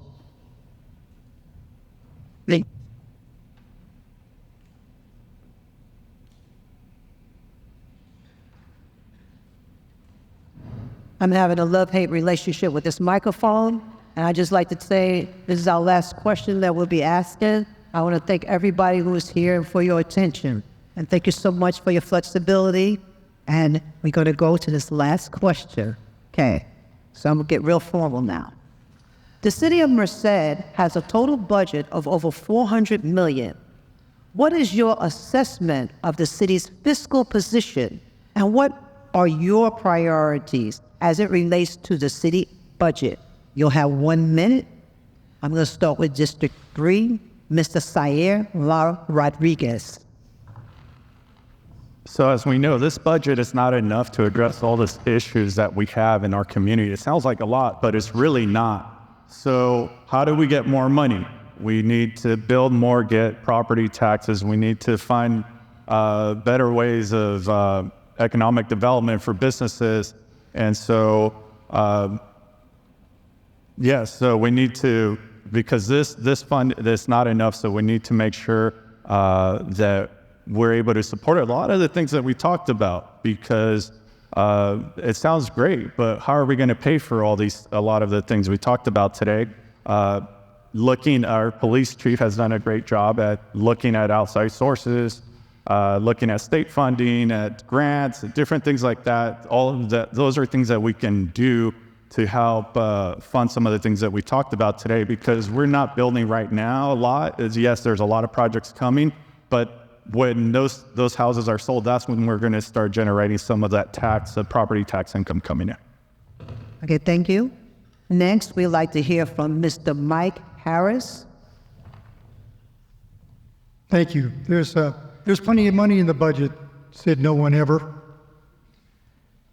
We can always use more money, as I alluded to in the last question. The way to get that revenue is to bring in businesses, not to tax already overtaxed residents. I think we suffer sometimes from tunnel vision. We decide that we can't do this project in a single fiscal year, so we move on to something else, when in fact we should be looking at long-term budgeting and multiple fiscal years. If you can't do it in one fiscal year, how many will it take? Can we do it in 2? Can we do it in 3? Well, let's set aside budget so that the project gets done and not just overlooked. We need to have a good 5-year strategic plan that gets updated every year and keeps us on track. If we don't keep looking at it, then it will eventually fall through the cracks. Thank you for that. Next, we'll hear from Ms. Cynthia Kelly. Right, so $400 million is typical for a city of this size. It sounds like a lot of money, but again, I agree with both Sayer and Mike that it is not. And there's only so many dollars to go to so many departments and so many projects. So I think what we need to start doing is prioritizing. The city does have a priority and goal settings workshop where they decide what the priorities are for that year and the year next. They've been very good in the past few years about carrying over priorities that they weren't able to fund for that year. So I want to see them continue to do that. I'd also like to see them starting more grant programs. They need to really get a permanent grant writer, get out there, run after these grants, and get these funds that we need do these projects that are so invaluable to our city. I have to get a little laugh. Okay. Next, we'd like to hear from District 5, Mr. Alex Carrillo. You said my last name perfectly. So we need a well-functioning city, and that looks like retention of staff and providing upward mobility for current staff. We also need to, make sure that positions are being filled. Currently, there's a lot of vacancies within our city, and Venus and the budget preparers have done a great job of providing a healthy budget. But in the state of California, the governor delayed and deferred a lot of the items, and we haven't felt the full grunt of the budget yet. We're going to see that more and more as the years come by, 2 to 3 years to be exact. And we also need to start addressing displacement of businesses with high-speed rail and the Merced project. We are going to have business loss. That means jobs in our community. And we also need to be able to promote Merced and retain some of the monies that are passing through our highways as you're going up to Yosemite or going to their next destination. Stop and visit our stores, leave us our money, and go on your way.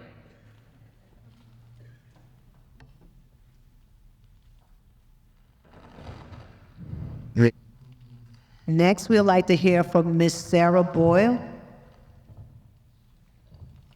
Thank you. So the priorities in regarding to the budget, it ultimately comes down to economic development. So every 3 years we do our negotiations with our labor force, and we just passed this last year. We're going to be doing a 5-year forecast soon, and there are some worries of where we will see ourselves in 3 years with our budget, and that ultimately comes down to economic development. Our sales tax is what funds our general fund, so we have to really take this seriously going forward. So I wrote no notes, so I was trying to see on, so we need to be creative in what we're trying to look for and what we're trying to do, and look at our budget. What are those money pits, and what can we do to kind of either alleviate those, or how can we get grant funding for those? We have Measure Y, which was our cannabis tax, but now it's starting to flatline. We have Measure C, and even though it passed, it probably should have been a full tax to really look at those issues that are going on with public safety and roads. And ultimately, we need to start making Merced the destination for others to come here and spend their money here. Thank you for that. Thank you for that. Lastly, we'd like to hear from Mr. Felipe Rojas Flores. So I think I agree with a lot of the candidates up here. Now we need a grant writer. I would go as far as to say grants development. In my line of work, the grants department is the one that allows us to do our work with low-income individuals. So I think a grants department within the city of Merced would pay for itself and bring more funding to the city without having to raise any taxes. More long-term budgeting is something I would see. We know programs and projects are coming to Merced. We know high-speed rail is coming, and we need to anticipate that and start setting aside money for, I don't know if that means helping relocate the Merced Senior Center. We know high-speed rail is coming. Maybe we can start saving money so we can build an underpass on G Street so that the entire city has a straight shot to the hospital and not be delayed by any trains that might be stopped there. So more long-term budgeting. Thank you. As we come to the end of our forum, we'd like to thank all candidates for their insightful contributions. We now move to the final segment of our forum, the closing statements. Each candidate will have 1 minute to summarize their key points and share their final thoughts with the audience. Let's begin with District 5, Sarah Boyle. Thank you very much. I just want to say thank you for everyone that came out here in person, but also that is watching online to listen to not just District 5, but also District 3. As always, elections are very important, and it is important for you to go out and vote. Like I said, I am born and raised here in Merced. I love Merced, and I care for Merced, and I want the best for Merced. I'm always here to listen to you. My key initiatives, like I had mentioned, are definitely the economic development. That is going to be my main focus in the next 4 years, being on city council. There is a lot of other issues as Merced grows, but luckily for me, I have that intimate understanding of what has been going on in the last 3.5 years, and to take that knowledge and implement it for the next 4 years. Thank you. Next, Felipe Rojas Flores. So I want to thank all our wonderful hosts for having us here today. I also want to give a thanks to the interpreters. I know how difficult it is to interpret simultaneously. So thank you for sharing your talent with us today. So for me, like I mentioned earlier, I was born, raised, and educated here in Merced. The main why as to why I'm running for city council is housing affordability. You can have all these great projects coming down the road, but if I can't afford to live here, I'm not going to be around to see them. So that's my why, forcing affordable housing for Merced residents. The other two issues that are important to me are infrastructure and public safety. Like I mentioned just a few seconds ago about having the entire city have a straight shot to the hospital in cases of emergency. That's the public safety and infrastructure combined. Having curb extensions as a traffic easing measure is another combination of public safety and infrastructure. So remember to vote November 5th. Thank you. So Thank you. Next, we would like to hear from Alex Carrillo. Thank you. So I've lived in Merced for the past decade, and as the city is planning the 5-year forecast, I've taken the last decade seriously. It didn't just happen in the last 3.5 years. And we knew that high-speed road was coming, and now they're providing eminent domain to all these buildings, including the Boys and Girls Club. Yet the city lacks transparency and accountability in communicating with the various entities like the Boys and Girls Club, the Senior Center, and the Merced Lao Family Community Center. So you can count on me on transparency and accountability for our local government and being a voice and using that platform to make sure our community needs are being met. So if you believe it's time to get more from Merced, please check your voter registration, register your family and friends, and have a plan to vote. If you can't vote, I encourage you to reach out to me. We are reaching out to as many voters as we can, and the future of Merced depends on you. Thank you. Thank you. Next, we would like to hear from District 3, Mike Harris.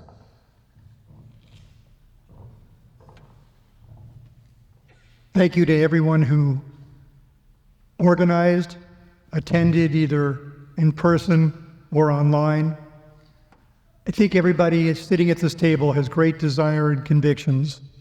You need to look at your candidates. You need to do a deep dive, go to their websites, find out more about them. A minute is a short time to give you our views. There's more to us than that. Do your research. Find out who we are. If you're not registered to vote, please register. And be sure and vote either by mail or in person. Make your voice heard. Thank you. Thank you. Next, we would like to hear from Cynthia Kelly. Okay, so thanks to everyone for showing up today. I know it's hard to come out on a Saturday, and I definitely appreciate it. And thanks to our hosts as well. I agree with Mike. Please research your candidate. You need to know your candidate. So do the research, go to their websites. For me, I support safer neighborhoods. I support expanded youth programs. I want to see increased small business support, affordable and sensible housing. And what I truly want is a balance between planning for the future, but improving the quality of life for Mercedians today. Thank you. Lastly, we would like to hear from Sair Lara Rodriguez. So thank everybody for coming. Gracias a todos por venir hoy.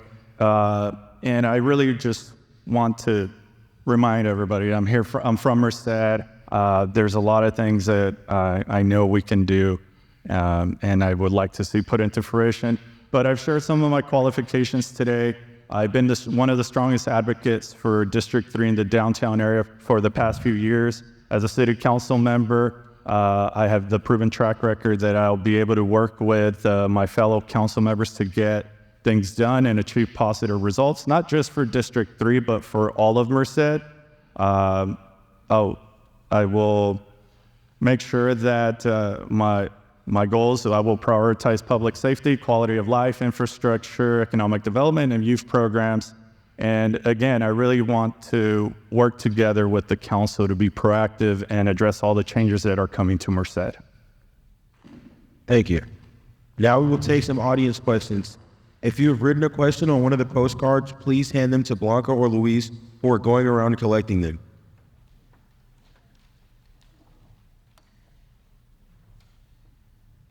Sarah looks at that's a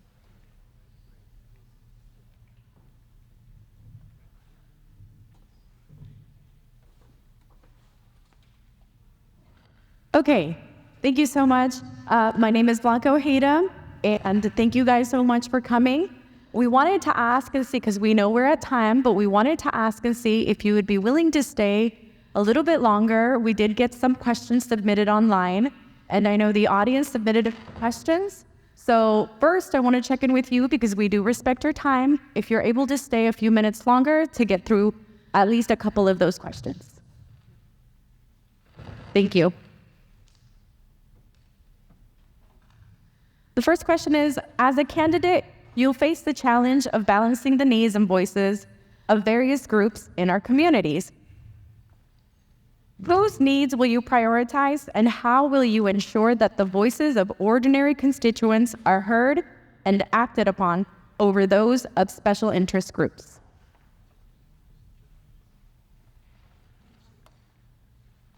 And I think we'll just go ahead and start with Mike, and then we'll just go down.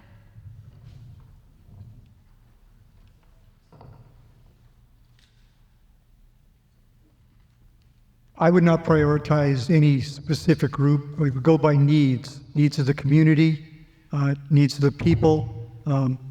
Special interest groups don't really have a place on my table. They're not for Merced. I want to do the best for all the people of Merced, and again, based on what they need. If somebody needs roads in another district, it doesn't matter who's living on those roads. I want to get those roads fixed. If somebody needs services, then I want to get those services provided.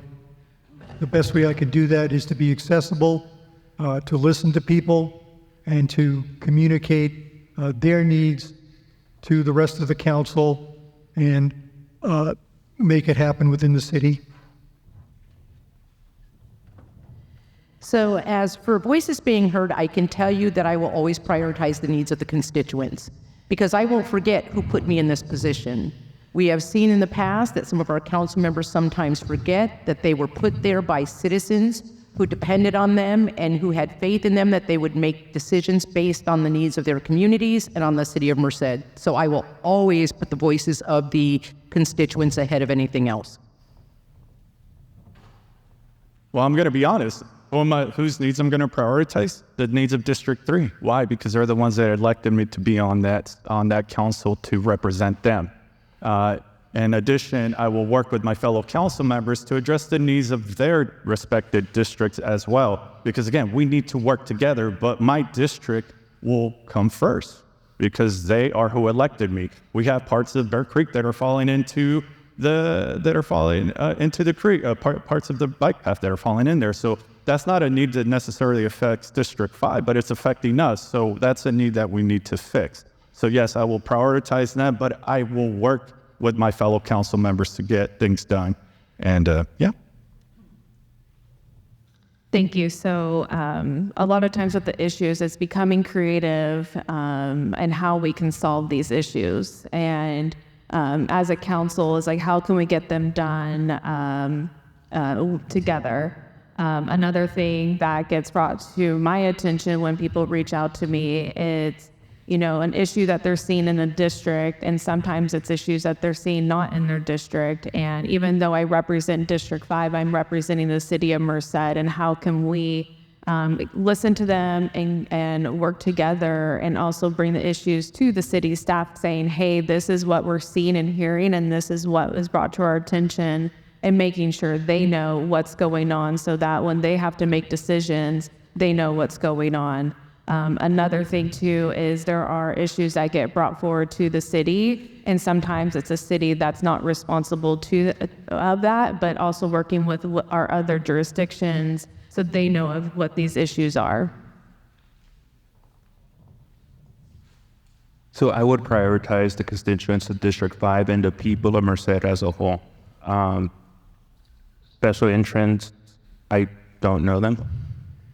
And I encourage everyone to look at the city's website, as all candidates are required to disclose who funds their campaign. Look at who's giving donations to our campaign to see if, when we say that we won't prioritize special interests, you can double check who are we receiving money from. But yes, I would prioritize the residents of District 5 and Merced as a whole. Bear Creek splits District 3 and District 5, so these concerns are not specific to any one district, and we need to work together as a city council, because as a Merced, even as a city, Merced is still relatively small enough where what affects one district affects another, right? District 5, Merced Mall. It doesn't matter what district you live in, you know about the Merced Mall and its current condition. Doesn't matter what district you live in, you know what flooding happened. So I would prioritize the people of Merced. So as a former field representative, one of my main functions was to provide constituent services. And that did not matter how much money you had in your pocket or your bank account or what political party or affiliation you were a part of. Whoever walked in that door, I made sure that they were receiving the services that they came in for and helping them navigate the complex state agencies that they had an issue with. Working for a public institution, especially focused on public policy, when a state legislator or a decision maker reaches out, we have to look at that policy and make sure that we look at the impacts to community and workers. And that goes the same way. That train loves to come by. That goes the same way at the local level, and ensuring that our local representatives are listening to the community. Again, I don't understand how our city council can limit the voices of our neighborhoods and the constituents that they serve. So I'll make sure that I am accessible through office hours, but also, via other means of communication.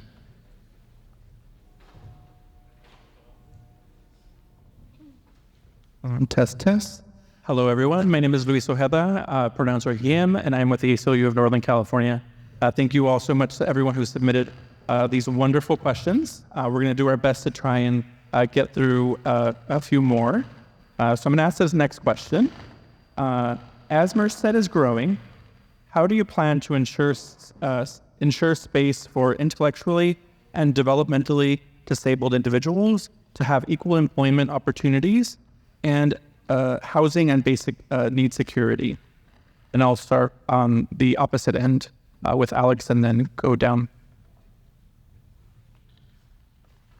So first of all, we do need a safe space for community to come together. With high-speed rail, we're seeing that being removed in our community, and the city's lack of engaging the Boys and Girls Club, Merced Senior Inc., and the Merced Law Family. So let's start there. Let's start making sure that there's a space available, and there is. The Merced Sunstar, the building caught on fire recently, again, because of the lack of planning from the city to address these vacant buildings. In District 5, we don't have a community center at all. And so ensuring that there is a space in District 5 for community to come together.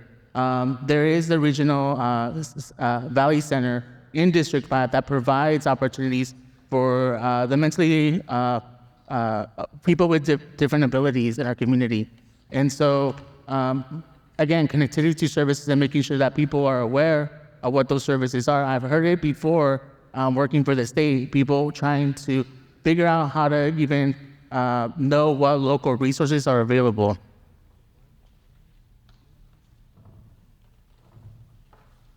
So this question hits really close to home because of my sister, who's an individual with development issues. And what I would want to see and promote as a city council member for individuals with special capacities is, we know what works in the program that my sister attends every day. From 9 a.m. to 2 p.m., she goes to the MAC and takes art lessons and develops her social and motor skills so that she can, be successful in life despite any disabilities she might have. So just taking that and reproducing it across the city. There's a lot of talent here in Merced, and there's a lot of programs that are doing the good work. And if we know what works, we can just duplicate it elsewhere. So that would be what I do as a city council member. Take what works for individuals' special capacities already and bring it to the city as a whole.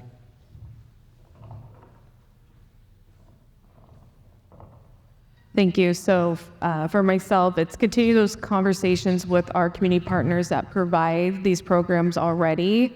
One thing that our council did in the last 3 years was to approve more installations of ADA park equipment. So implementing those so that those with ADA, they can enjoy our park resources. And I'm very proud that we were the ones to implement this.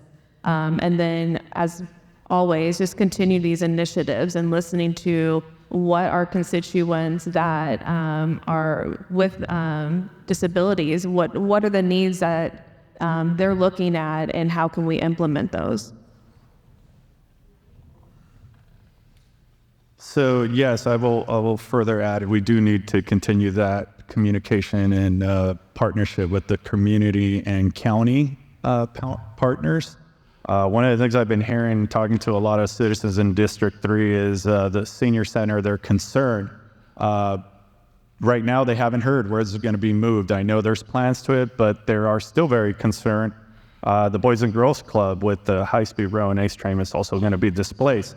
Some of the seniors have taken it as a blessing in disguise because they're taking the bus all the way from Bellevue or other places in the city to here. So maybe we can start exploring making sure that these centers are accessible for most of the residents. Why? Because we are growing a lot and we're growing towards District 1. So let's be proactive. Let's make these centers accessible to everybody towards where the city's growing. Yes, it's going to suck losing them, but let's build them somewhere where everybody can access them and they're more centered.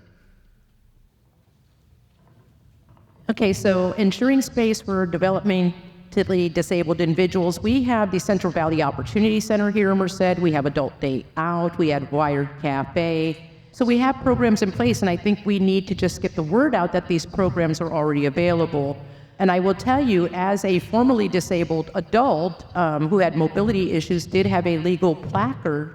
Parking in this downtown area, handicap parking, I either had a choice to park at Trevino's or park by City Hall. And that was to get downtown with a lack of mobility. So we need to look at our main street, add additional handicap accessible parking. And yeah, that's where I'm at. I agree with almost everything that's been said, but I want to add that something very important is to facilitate transportation to and from these existing programs. It doesn't help to have these programs if the people can't get to them and can't get back from them. Also regarding high-speed rail, this next council is going to be deciding the future of the Boys and Girls Club, the Senior Center, even Costco. So it's very important that a lot of planning goes into that. There's a lot of places, as I think Sayer mentioned, the people in the Senior Center are almost looking forward to being in a different area.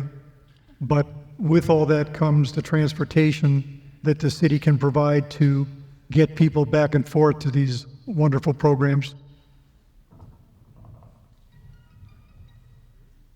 Wonderful. Okay, I'm going to ask one final question, and then we're going to go ahead and close out with the audience questions. But I will encourage you all to mingle with the audience here, as there's a ton of questions that unfortunately we won't be able to get through.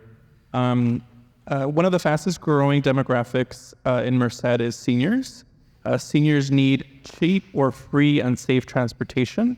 Seniors need programs to help keep them engaged mentally, physically, and socially. How can our city government be more involved in developing programs or better access to programs for seniors. And related, there was also a question about funding for housing for veterans programs. So I think if folks could also touch about on that, that would be super helpful. And again, I'll start on the other end with Alex. Where are we starting? Sorry, Mike, my apologies. Thank you. Well, as the only senior veteran to be at the table, I certainly support those programs. I just ask that they be done by 8 o'clock at night. Bedtime for seniors. There are a number of wonderful programs, again, in Merced. I've also often tried to think, what would a senior program look like if it was based on the Mercado?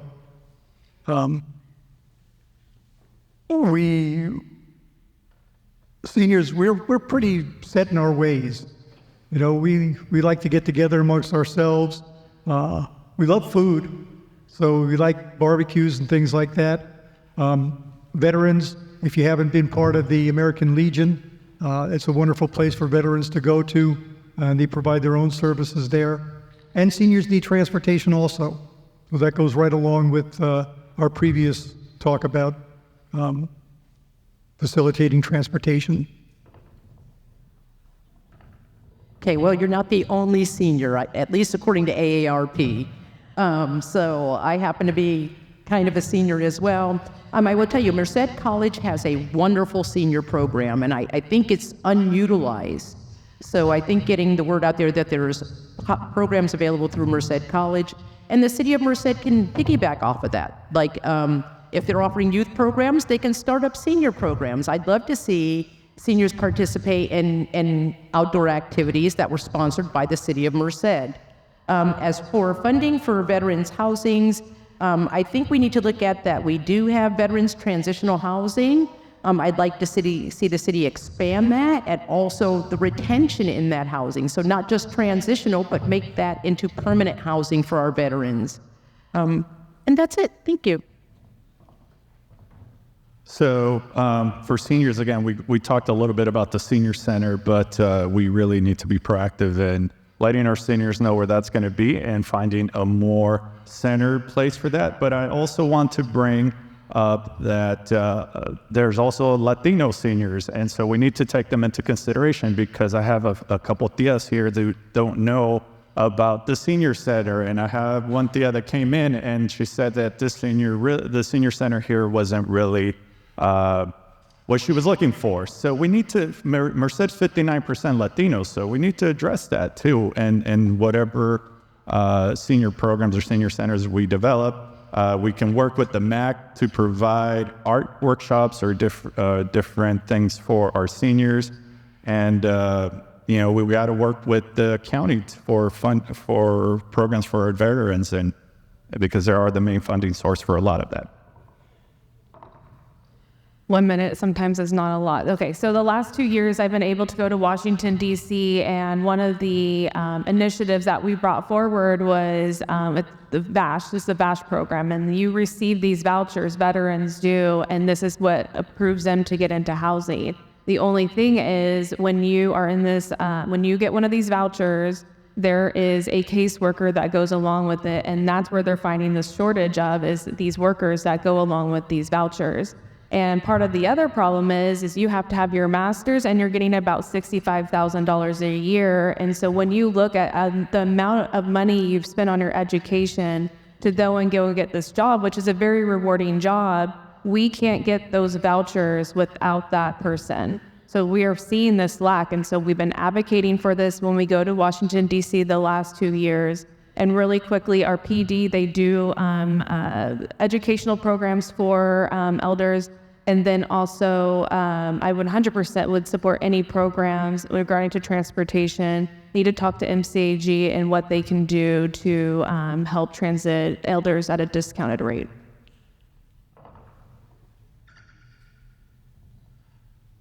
So something I mentioned earlier, and I'll mention again, is I think making sure that public transit is convenient for our seniors, because as Sayer mentioned, we're a diverse community. Different seniors have different ideas of what their golden years are going to look like. If you ask my tias or tios, like if they were going to go to retire home, no way they're doing that. They want to age in their home, and having public transportation that is convenient for them to go from their home to whatever programs we have as a city would be a good way to ensure all seniors have access to these programs. Additionally, I would make a commitment to all the seniors in Merced. Any programs we do have already, I would make sure that they're protected and we get proactive in relocating the senior center. And with veterans, we need to make sure the federal government's doing their part so that we can repay veterans for their service. They sign a blank check for our country, and we need to make sure that we're repaying that now. So local government has to be proactive in safeguarding our communities, but also advocating and showing up for our communities when it's necessary. So who your state and federal representatives matter. That is where we get funding for a lot of the programs for veterans. And so I'm committed to increasing our partnerships and using the platform of council member to secure living spaces, but also investments into like our Legion Hall, which still needs a lot of improvements. Our county has done a decent job. However, it's not enough when you're having veterans not wanting to access services or not knowing where to go when they need these services. In terms of senior programming, working with Merced Senior Inc., they raised $750,000 for the senior center. They deserve and they've earned the right to hear from our council members on where they're going to go and where they're going to access these services. So I'm definitely committed to fighting for our veterans and our seniors. Thank you. Okay, now I'm going to throw it back to Elise to close us out into lunch, and then Blanca's going to come and make a quick announcement after that. Thank you so much, you guys, for staying on and answering those questions. Did y'all enjoy yourself today? Was this good for y'all? Do you think that you had the opportunity to express what you wanted to express to our Mercedians? You feel good? Okay, good. All right, so we're going to close this one down. Thank you all. Thank to all of the candidates for joining us today.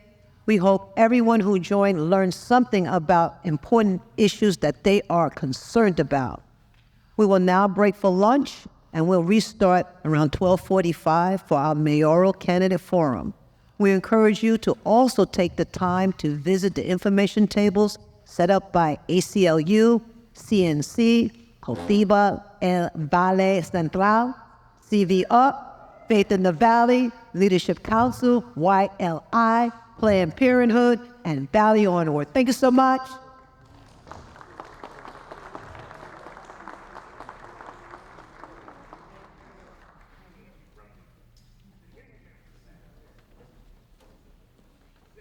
One last announcement. We want to thank, again, all of our candidates, but especially we want to thank the Boys and Girls Club for letting us host this event here today.